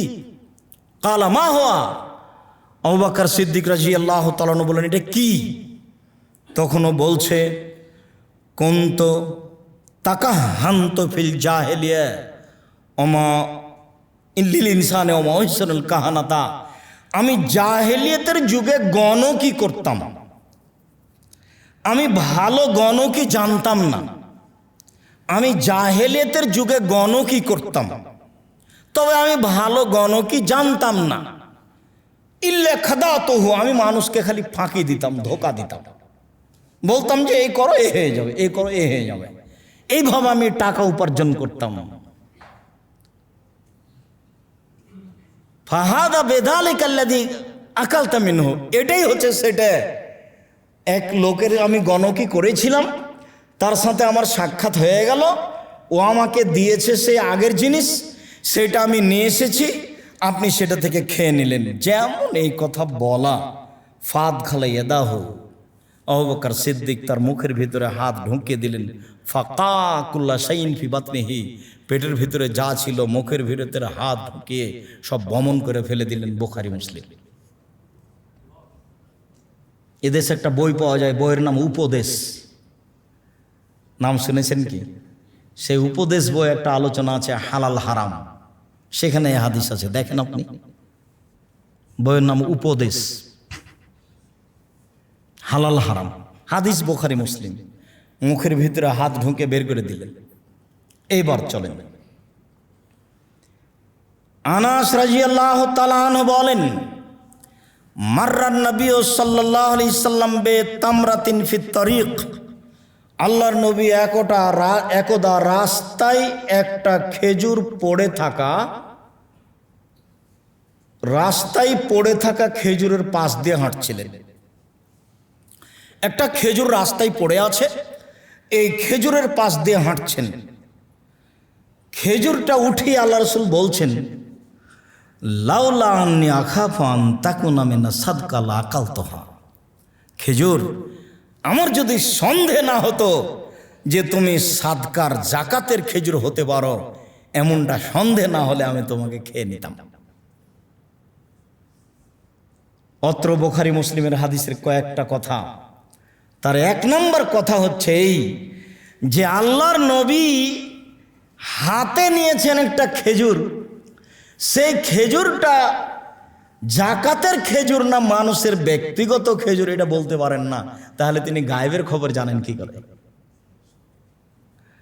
আপনাদের যে সব মসজিদে এলাকায় ছড়াচ্ছে যে তিনি হাজের নাজের সব কিছু জানতেন, গায়েব হাজের নাজের, তো একটা খেজুর হাতে করে আছেন।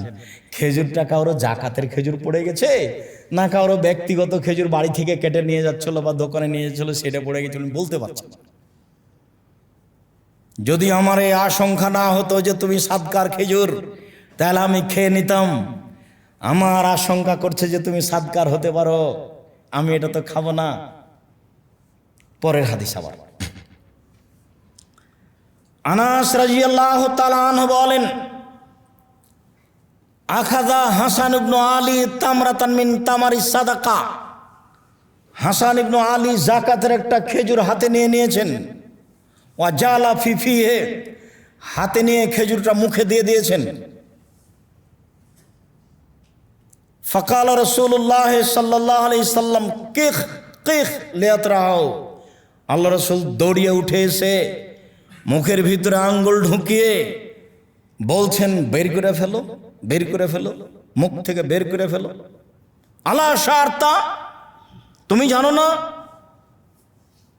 ইন্না সাদকা লা তাহিল্লু লে মুহাম্মাদিন ওয়া আলে মুহাম্মাদিন, যাকাত ফিতরা মুহাম্মাদের জন্য হালাল নয়, তার বংশের জন্য হালাল নয়। অন্য এক বর্ণনা এসেছে তার বাড়ির কাজের লোকের জন্য হারাম, হালাল নয়। আমি খাবো না, আমার জন্য হারাম, আমার বংশের জন্য হারাম, আমার কাজের লোকের জন্য হারাম। তুমি জানো না, তুমি মুখে দিলে কেন? আবার তিনি বলছেন, অন্য সাদকা আউসাকুন নাস, দান হচ্ছে মানুষের ময়লা। মানুষের ময়লা আমি খাই না, আমার বংশ খায় না, আমার বাড়ির কাজের লোক খায় না, তুমি এটা মুখে দিলে কেন? ইন্না সাদকা লা তাহিল্লু লিকুল্লি ইমরিন কাসবিন, যেই মানুষ উপার্জন করে, হাতে উপার্জন করে খেতে পারে, ভ্যান চালিয়ে খেতে পারে, দিন মজুরি করে খেতে পারে, তার জন্য সাদকা জায়েজ নয়। ইন্নামা সাদকা আউসাকুন নাস, নিশ্চয় দান খায়রাত হচ্ছে মানুষের ময়লা। মানুষকে পাপ থেকে মোচন করার জন্য এটা করা হয়েছে। যার রুজির কোনো ব্যবস্থা নাই সেই খাবে, তুমি এটা মুখে দিলে কেন?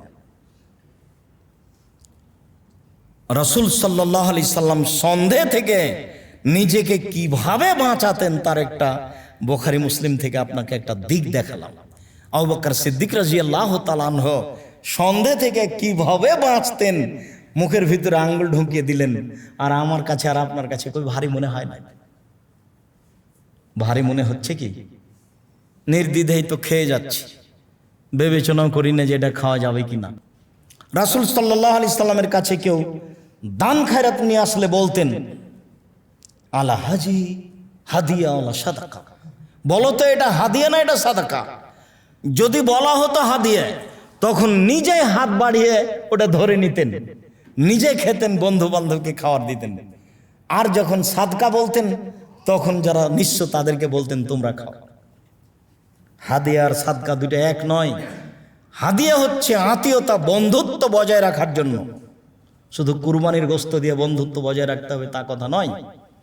শুধু কুরবানির গোশত দিয়ে মেয়ের বাড়িতে পাঠিয়ে আম পাঠিয়ে বন্ধুত্ব বজায় রাখতে হবে তা নয়। মাঝে মধ্যে যা কিছু আয়াত্তে আছে সেগুলি পাঠিয়ে, হাদিয়া হিসাবে পাঠিয়ে বন্ধুত্ব বজায় রাখতে হবে, সেটা হলো ইমানদারি, সেটা তো একটা নেকি আছে। পরস্পর বন্ধুত্ব বজায় রাখার জন্য যেটা দেওয়া হয় সেটা হলো হাদিয়া, নেকির জন্য যেটা দেওয়া হয় সেটা হলো সাদাকা। যেহেতু সাদকা সবাই খেতে পারে না, কাজেই আপনার বাপ মরেছেন, তার জন্য 40 দিনের দিন 4 দিনের দিন গরু জবাই করে মানুষকে খাওয়াবেন, তো এটা তো নেকির কাজ, এটা তো এখন সাদকা, মানুষের ময়লা, এটা সবাই এসে খাই কি করে? সব বিত্তশালীরা গাড়ি বাড়ি নিয়ে এসছে, বউ নিয়ে এসছে, বেশ আনন্দ করে খেয়ে যাচ্ছে। এও বুঝে না ওর কবরে কি হচ্ছে, যারা খেয়ে যাচ্ছে তারাও বুঝে না কবরে কি হচ্ছে। যদি না খাওয়াই তাহলে বলে তুমি খুব কৃপণ, তোমার তো টাকা পয়সা ছিল, তুমি কাজটা করলে না, তুমি তো করতে পারতে, অসহায় মানুষকে খাওয়াইতে। তো অসহায় মানুষকে তো তুমিও এসেছো কেন এখানে খেতে? অসহায় মানুষ, এটা হারাম। দুইটা পদ্ধতি আছে, যদি নির্ধারিত দিনে হয় তাহলে শিরক, আর যদি নির্ধারিত দিনে না হয় তাহলে বিদাত। নির্ধারিত দিনে শিরক এবং বিদাত দুইটা একসাথে, মানে এটা করা যাবে না। মানুষ মারা গেছে, বাপ মা মারা গেছে, তার জন্য সহজ পথ পানির পথ, একটা ভালো দামি পানি উঠানো মেশিন তাকেও মসজিদে দিয়ে দিতে হবে, মায়ের নামে বাপের নামে। অসহায় পুরুষ নারীকে কাপড় দিতে হবে কিনা, এটা হলো দ্বিতীয় পরামর্শ। তৃতীয় পরামর্শ, টাকা পয়সা আছে, কওমি মাদ্রাসায় বিল্ডিং বাড়ি তৈরি করে দিতে হবে, ছাত্রছাত্রীদের থাকার ব্যবস্থা, এতিমদের থাকার ব্যবস্থা। একেবারেই সহজ পথ, বাপ মায়ের জন্য, আত্মীয় স্বজনের জন্য কাপড় চোপড়ের ব্যবস্থা করা। ওই যে খাওয়া মানুষ মাথায় আছে, তখন বলছে যে আব্দুল রাজাকে সবই যদি না জায়েজ হয় তাহলে এতিম খানালে এতিমগুলোকে খাওয়াই, মানে খাওয়াবে, ওইটা মাথায় চেপে আছে। কোনটা উত্তম কোনটা প্রয়োজন সেটা বুঝতে চায় না। সম্মানিত দিনী ভাই বোন, মানুষের উপার্জনের হারাম পথের সবচেয়ে যেটা বেশি বড় হারাম পথ মানুষের, সেটা হলো সুদ। সেটা হলো অজান্তে ব্যবসা, যেটা আপনি করছেন সেটা বুঝতে পারছেন না সেটা হালাল না হারাম। রাসূল সাল্লাল্লাহু আলাইহি ওয়াসাল্লাম না আনিল হাসাতে ওয়াল গারারে, আল্লাহর নবী কঙ্কর দিয়ে ক্রয় বিক্রয় করতে নিষেধ করেছেন। আবার প্রতারণামূলক ব্যবসা করতে নিষেধ করেছেন।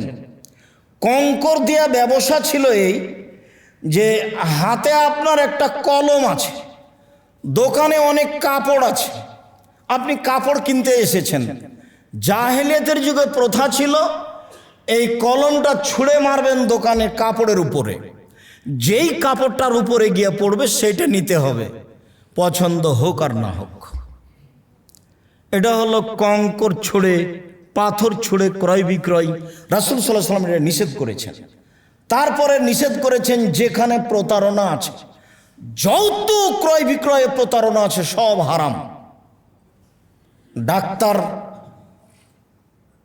পয়সা পাবে বলে দুর্বল সাধারণ ঔষধ ভালো ঔষধ বলে লিখে দিয়েছে, প্রেসক্রিপশনে লিখে দিয়েছে যে এই ওষুধ কিনেন, অথচ জানে এর চেয়ে ভালো ওষুধ আরেকটা আছে। এ হলো প্রতারক, এর উপার্জন হারাম। চিকিৎসা হালাল ছিল কিন্তু ওর কর্মের কারণে ওর সম্পূর্ণই হারাম। যা উপার্জন করছে ছেলে মেয়ে নিয়ে, আহাল পরিবার নিয়ে, সব হারাম। বৈধ এখানে হওয়ার কোনো পথ নাই। পৃথিবীর কোনো মানুষ এর বৈধতা দিতে পারবে না। উনি যদি কলমে জেনে শুনে ঔষধ লিখেন যা তার জানা আছে এর চেয়ে ভালো আছে। ঠিক অনুরূপী আপনি চিকিৎসায় ঔষধ বিতরণের ব্যবসা করেন কোম্পানির পক্ষ থেকে, আপনি জানেন যে এর চেয়ে ভালো ঔষধ আছে, তখন আপনি বলছেন যে না এটা খুব ভালো, এটাও খুব ভালো, এটা আপনি নেন। দোকানে গিয়ে বলছেন, আপনার এত শ্রম, ভোর রাত্রে উঠে গেছেন দোকানে, ওখান থেকে ওষুধ নিয়েছেন, আবার নিয়ে আসছেন এখানে, সারা দিন ছুটে বেড়াচ্ছেন, রাত 10টা 11টা পর্যন্ত, কত কষ্ট করে বাপ মায়ের জন্য ছেলে মেয়ের জন্য উপার্জন করলেন, সবই হারাম। এর একটা টাকা বৈধতার কোনো পথ মানুষ দেখাতে পারবে না।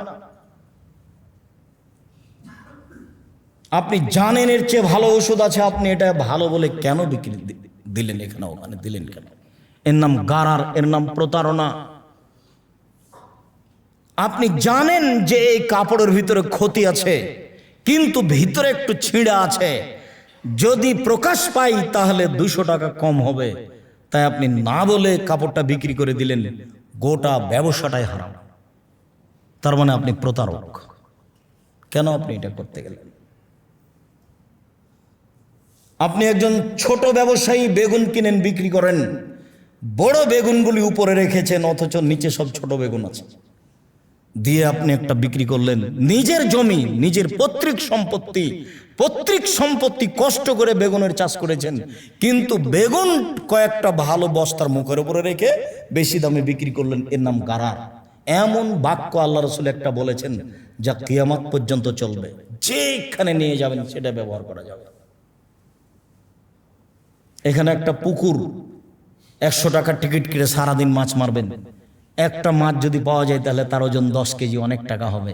সারাদিন বসে আছেন 100 টাকা দিয়ে, আপনি ছিপটে নিয়ে বসে আছেন মাছ মারার জন্য, এর নাম গারার, এটা হারাম।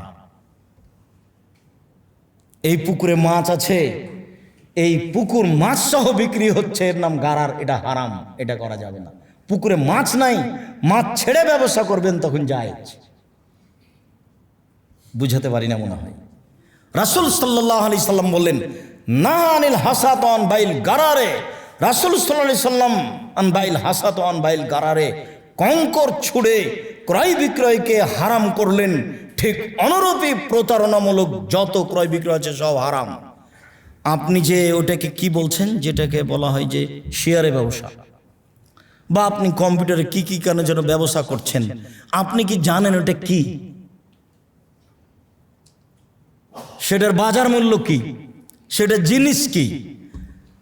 যে জিনিসটা কিনছেন সেই জিনিসটা কম্পিউটারেই কিনেন, যদি জিনিসটা হালাল বলে আপনার কাছে স্পষ্ট হয়ে থাকে, যার কাছে হস্তান্তর করছেন সেও নিখুঁতভাবে পাবে বলে আপনি নিশ্চিত, তখন এটা জায়েজ।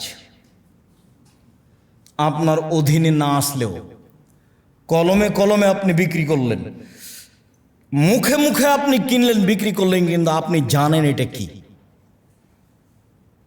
এখন না জেনে কম্পিউটারে শুকুরের ব্যবসা করছেন, এটা কি দিয়ে হবে? বা যে জিনিস কিনছেন আর যে জিনিস বিক্রি করছেন নিজেই জানেন না হালাল না হারাম, এটা কিভাবে হবে? ঠিক অনুরূপী, এটা তো সিলেট চট্টগ্রাম নয়, ব্যবসার জিনিস আপনার স্টিমারে এসেছে, আপনি না নামিয়ে আর একজনের কাছে বিক্রি করে দিলেন, তা ঠিক আপনি বিক্রি করেন, কিন্তু যেই জিনিসটা এসেছে স্টিমারে সেই জিনিসটা কি আপনাকে নিশ্চিত জানতে হবে, আপনাকে নিজে, এবং তার মালিকানা কাগজ টাগজ আপনার ঠিক আছে কি না, তারপরে আপনি আর একজনকে দিবেন, হস্তান্তর করবেন, তখন জায়েজ। কিন্তু আপনি বুঝতে পারেননি জিনিসটা কি, ঠিক কি বেঠিক, আপনি নিশ্চিত নন যে জিনিসটা বিক্রি করছি সেটা কি, কতদূর ভালো মন্দ, ততক্ষণ আপনি বিক্রি করতে পারবেন না। পরিশ্রম অনেক, কিন্তু ব্যবসা হারাম। সম্মানিত দিনী ভাই বোন, রাসূল সাল্লাল্লাহু আলাইহি সাল্লামের ওই বাক্যটা মনে রাখতে হবে, মান ওয়াকাফি শুবহাত ওয়াকাফিল হারামে, যে ব্যক্তি সন্দেহের মধ্যে পড়লো সে হারামের মধ্যে পড়লো। যার চূড়ান্ত সিদ্ধান্ত নেই সেটা হলো চূড়ান্ত হারাম, যার চূড়ান্ত সিদ্ধান্ত নেই সেটা হলো চূড়ান্ত হারাম।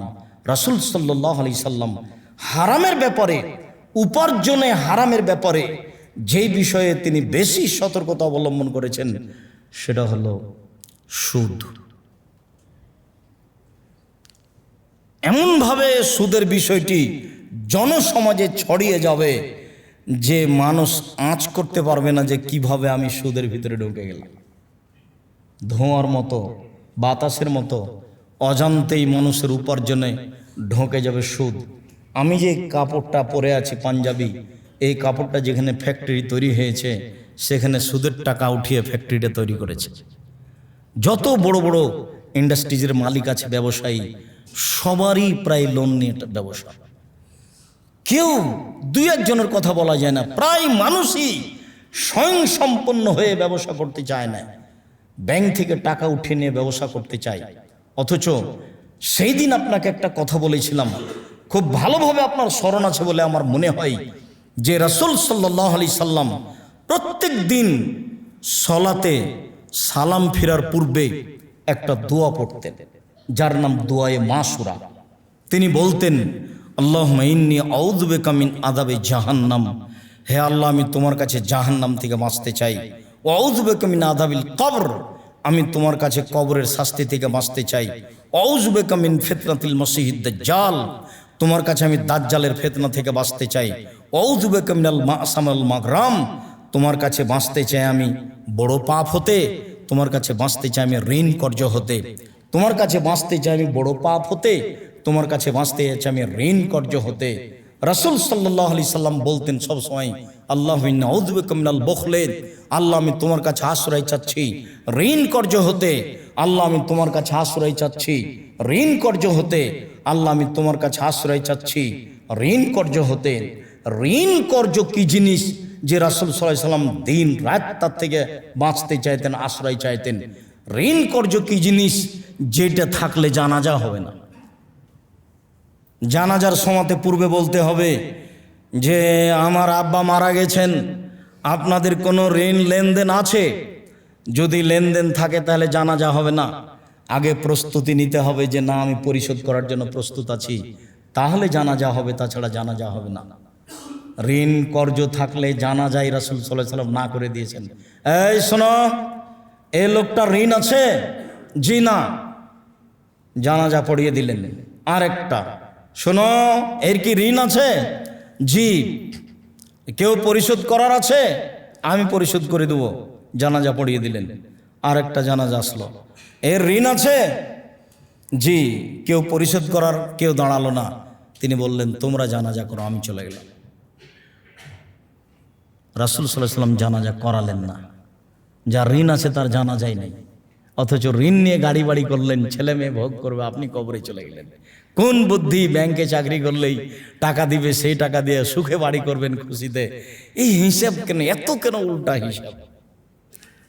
রাসূল আল্লাহ তাআলা বলেন, ইয়ামহাকুল্লাহু রিবা ইউরবিস সাদাকাত, চিরদিনের জন্য আল্লাহ তাআলা সুদকে সংকুচিত করে দিয়েছেন, হারাম করে দিয়েছেন। মানুষ সুদ খেলে তার পয়সা কমে যাবে, সুদের পয়সা সংকুচিত হবে, আর দানের পয়সা বেশি হয়ে যাবে। দান করলে টাকা বেশি হবে, সুদ খেলে টাকা কমে যাবে। কমতে কমতে কমতে এমনভাবে কমবে যে সুদ খায় যে সে ভিক্ষুক হয়ে যাবে, বা তার ছেলে মেয়ে ভিক্ষুক হয়ে যাবে। ওই হাদিস ঠিক, মুসলিম গ্রন্থের হাদিস। রাসূল সাল্লাল্লাহু আলাইহি সাল্লাম বলছেন, লানাল্লাহু আকিলা রিবা ওয়া মুকিলাহু ওয়া কাতিবাহু ওয়া শাহিদাইহি, যে সুদ খায় তার উপরে অভিশাপ, যে সুদ দেয় তার উপরে অভিশাপ, যে সুদের সাক্ষী রাখে তার উপরে থাকে তার উপরে অভিশাপ, যেই লিখে তার উপরে অভিশাপ। হুম সাওয়া, সবাই সমান।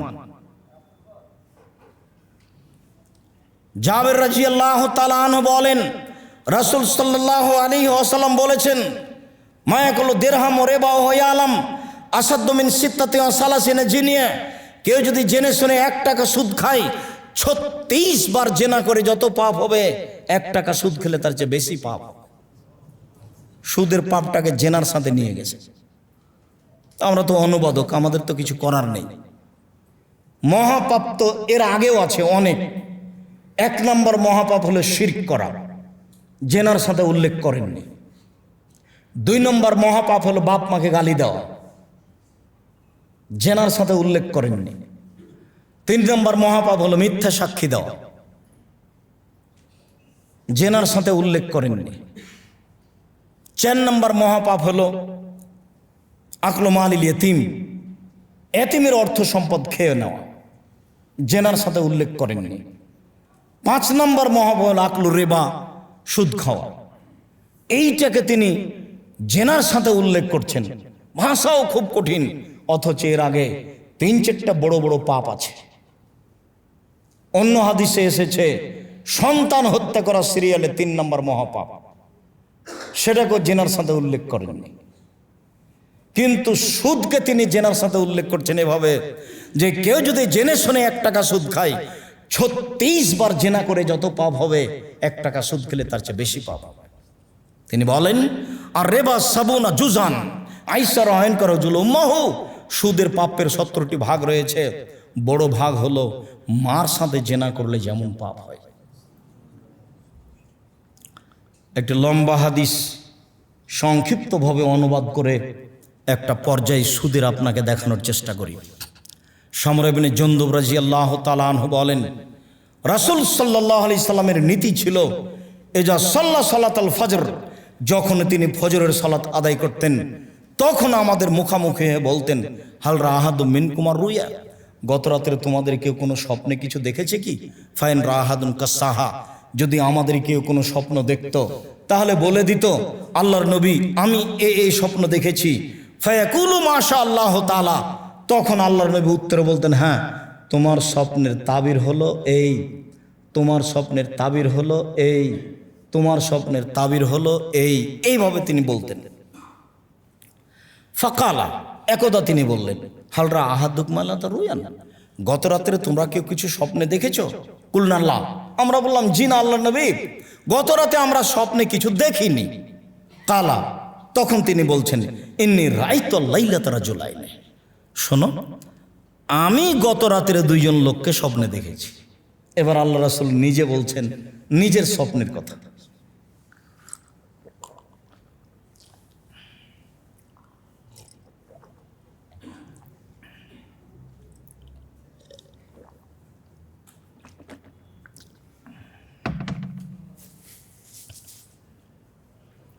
ফাতায়ানি, তারা দুজন আমার নিকটে আসলো। ফাখাজা বিয়াদাইয়া, তারা আমার দুই হাত ধরে নিল। ফাখরাজানি ইলা আরজিন মুকাদ্দাসা, ধরে আমাকে বাইতুল মুকাদ্দাসের দিকে টেনে নিয়ে যাচ্ছে। ফা আতাইনা রাজুলিন, হঠাৎ একটা লোকের কাছে চলে আসলাম। লোকটা বসে আছে, পাশে একটা লোক দাঁড়িয়ে রয়েছে।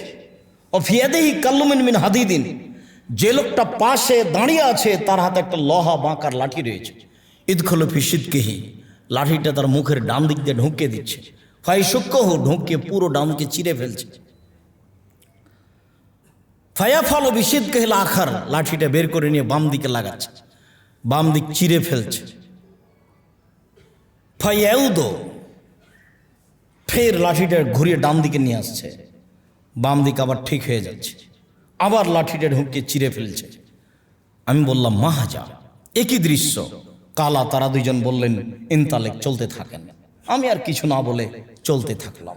চলতে চলতে ফা আতাইনা আলা রাজুলিন মুস্তাজি, আস্তে আস্তে দেখে একটা লোক চিত হয়ে শুয়ে রয়েছে।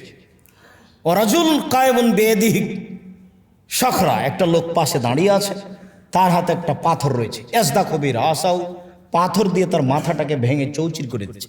ফাইজা জারাবাহু তাদাদাহাল হাজারো ফান্তালাকা ইলা ইলাইকু যাও, যতবার মাথার উপরে মারছে পাথরটা ছিটকে দূরে চলে যাচ্ছে। আবার লোকটি নিয়ে আসছে, আনতে না আনতে দেখে মাথা ঠিক হয়ে গেছে।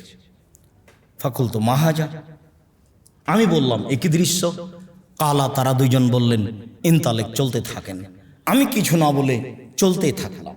ফা আতাইনা আলা নাকবিন মিসলি তান্নুরে আল্লাহু যাইকুন ওয়াসফালাহু আছে। আস্তে আস্তে চলে আসলাম একটা গর্তের পাশে। দেখি গর্তের উপর দিক সংকীর্ণ আর নিচের দিক প্রশস্ত, তন্দুরি রুটির চুলার মতো। তন্দুরি রুটির চুলার মতো উপরের দিক সংকীর্ণ, নিচের দিক প্রশস্ত। দেখলাম তাহাতন, ভিতরে দেখি ধাঁধা ধাঁধা ধাঁধা করে আগুন জ্বলছে। ফাইজা ইরতাফাও, যখন আগুন জোরে জ্বলে উঠছে তখন ওর ভিতরে যা কিছু আছে সব উপরে চলে আসছে। কাদা একরজু মিনহা, মনে হচ্ছে যেন বের হয়ে পড়ে যাবে। ফাইজা খামাদাত রাজাও ফিহা, আর যখন একটু আগুন কমে যাচ্ছে সব কিছু ভিতরে নিচে চলে যাচ্ছে। ফায়জা রেজাল ও নেশা নরাতন, হঠাৎ দেখি পুরুষ এবং নারী উলঙ্গ অবস্থায় ধাঁধা ধাঁধা করে জ্বলতে জ্বলতে উপরে চলে যাচ্ছে, জমা ধরে আছে, আবার নিচের দিকে চলে আসছে, আবার উপর দিকে চলে যাচ্ছে। ফাকুল তো মাহাজা, আমি বললাম একই দৃশ্য। কালা, তারা দুইজন বললেন, ইনতালেক, চলতে থাকেন। আমি কিছু না বলে চলতে থাকলাম। চলতে চলে আসলাম আলা নাহরিন মিন দামিন, একটা রক্তের নদী। নদীতে পানি নাই, শুধু রক্ত রক্ত। ও রাজুলুন ফি সাত্তিন নাহারি, একটা লোক রক্তের নদীর মাঝামাঝিতে পড়ে আছে। রাজুলুন আলা ওয়াসতিন নাহার, সাত্তিন নাহারে, আর একটা লোক আছে নদীর ধারে। কুল্লামা আরাদা ইয়াখরুজা রামার রাজুলু ফি ফিহি ওয়ারাদা হাইসু কানা, যতবার লোকটা নদীর মাঝামাঝি থেকে উঠার চেষ্টা করছে ততবারে পাশ থেকে পাথর তার মুখের উপরে মেরে তাকে নদীর মাঝামাঝিতে করে দিচ্ছে। দেখে তো অবাক হয়ে গেলাম। ফাকুল তো মা হাজা, আমি বললাম একই দৃশ্য। কালা, তারা দুইজন বললেন ইনতালেক, চলতে থাকেন। আমি কিছু না বলে চলতে থাকলাম। চলতে চলে আসলাম ফা আতাইনাল রাউজাতিন খাজরা, একটা সবুজ বাগান, বিশাল একটা বাগানে আসলাম। বাগানের গাছপালা খুব সবুজ। ফিহা সাজারাতুন আজিমা, দেখি একটা সেখানে বিশাল গাছ, খুব বড় মোটা গাছ। ওয়াসিলি সাজারে সাইখন, সেই বড় গাছটার পাশে একজন বৃদ্ধ মানুষ বসে আছেন। অমামহাউলাদুন নাস, তার সামনে মুখে কতগুলি বাচ্চা ছেলে আছে। ওরা জুলুন কারিবুন মিনাস সাজারে ইউকুদুন নারা, গাছ থেকে একটু দূরে একটা লোক আছে, তার হাতে একটা লোহার লাঠি রয়েছে, লোহার লাঠি দিয়ে আগুনকে উত্তেজিত করছে। ফাসায় দাবিয়া সাজারা, তারা দুইজন আমাকে গাছের উপরে নিয়ে চলে গেলেন। ফাদ খালেন দাঁড়ান, তারা একটা ঘরে ঢোকালেন। মারা আয়তা হাসানা কাত্ত, আমার জীবনে এত সুন্দর ঝকঝকে ঘর কখনো দেখিনি।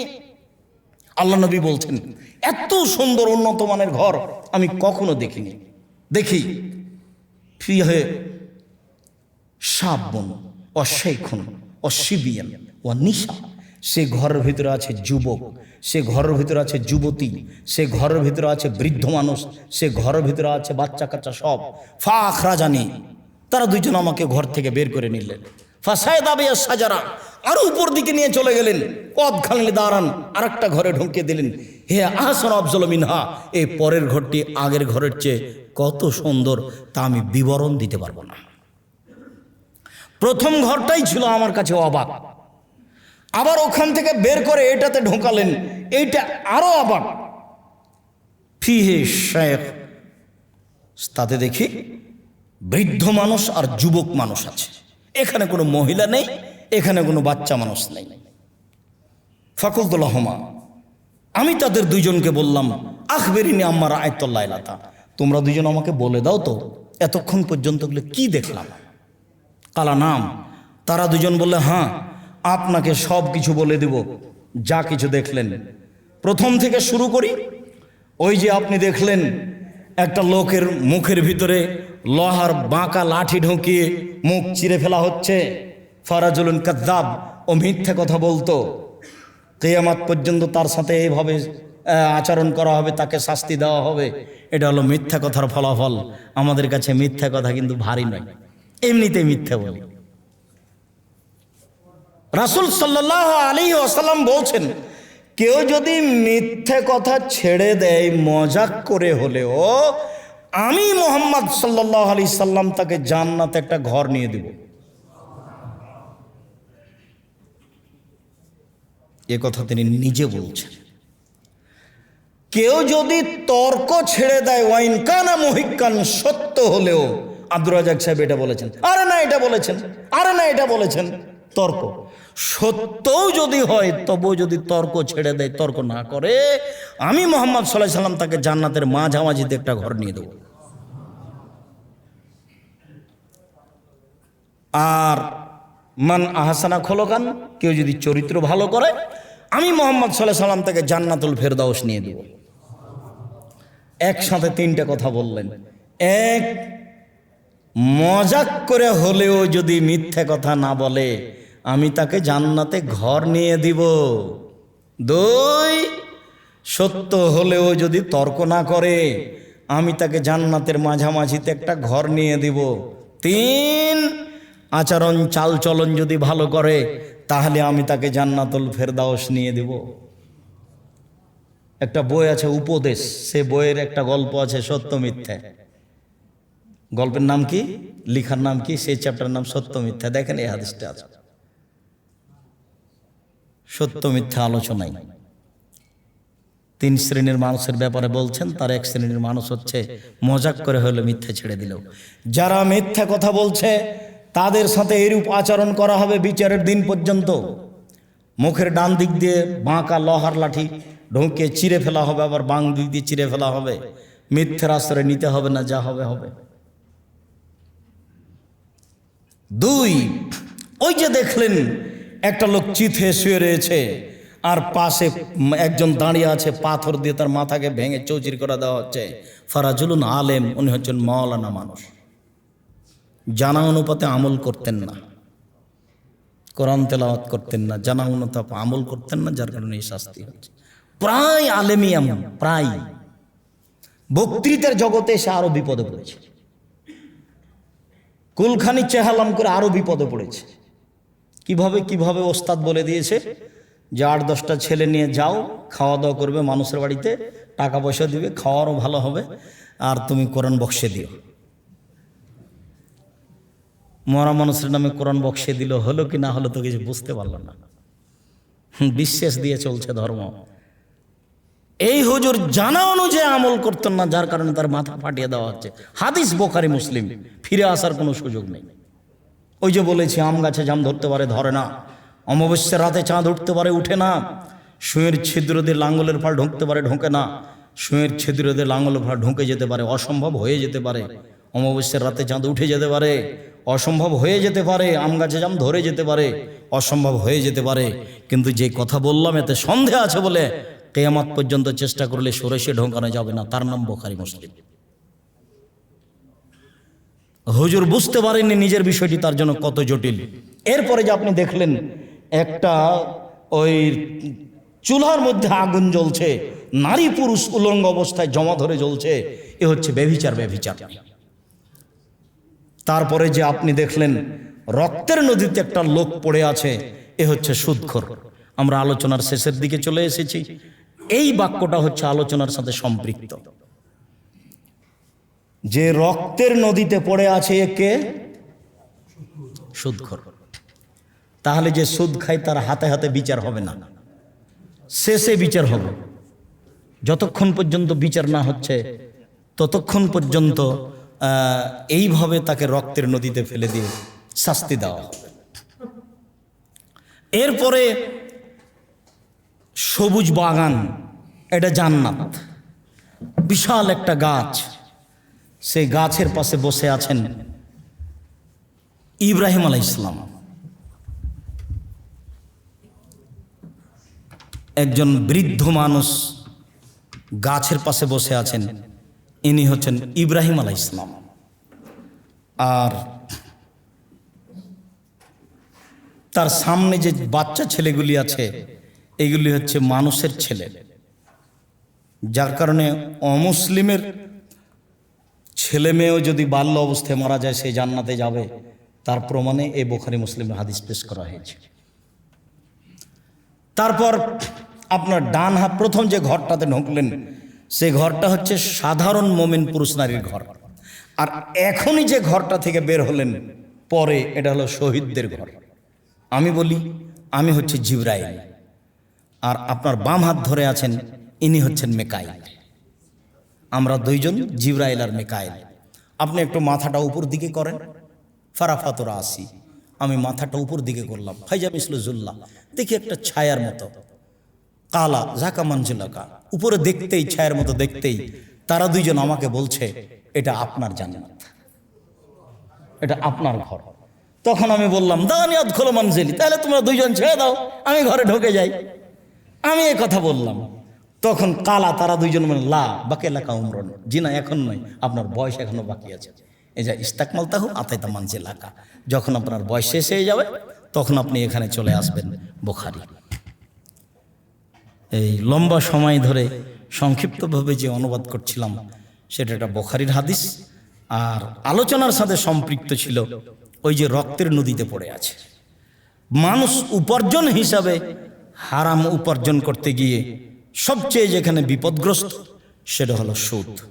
সাথে সাথে রাসূলের ওই কথাটা যে আমি তোমাদের সামনে উপার্জনের আয়ের যত উৎস আছে প্রযুক্তি সব খুলে দেব,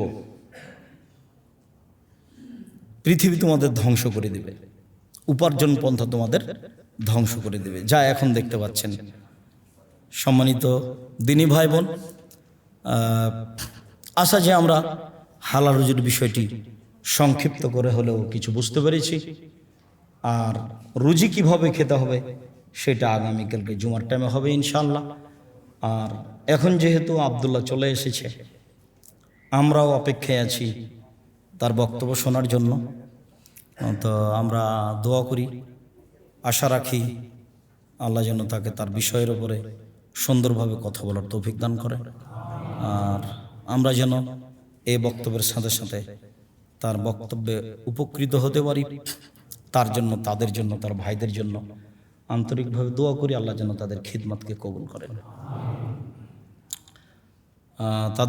তাদেরকে যেন দিনের একটা বড় খাদেম হিসেবে আল্লাহ কবুল করেন, জাতি যেন তাদের কাছে উপকৃত হয়।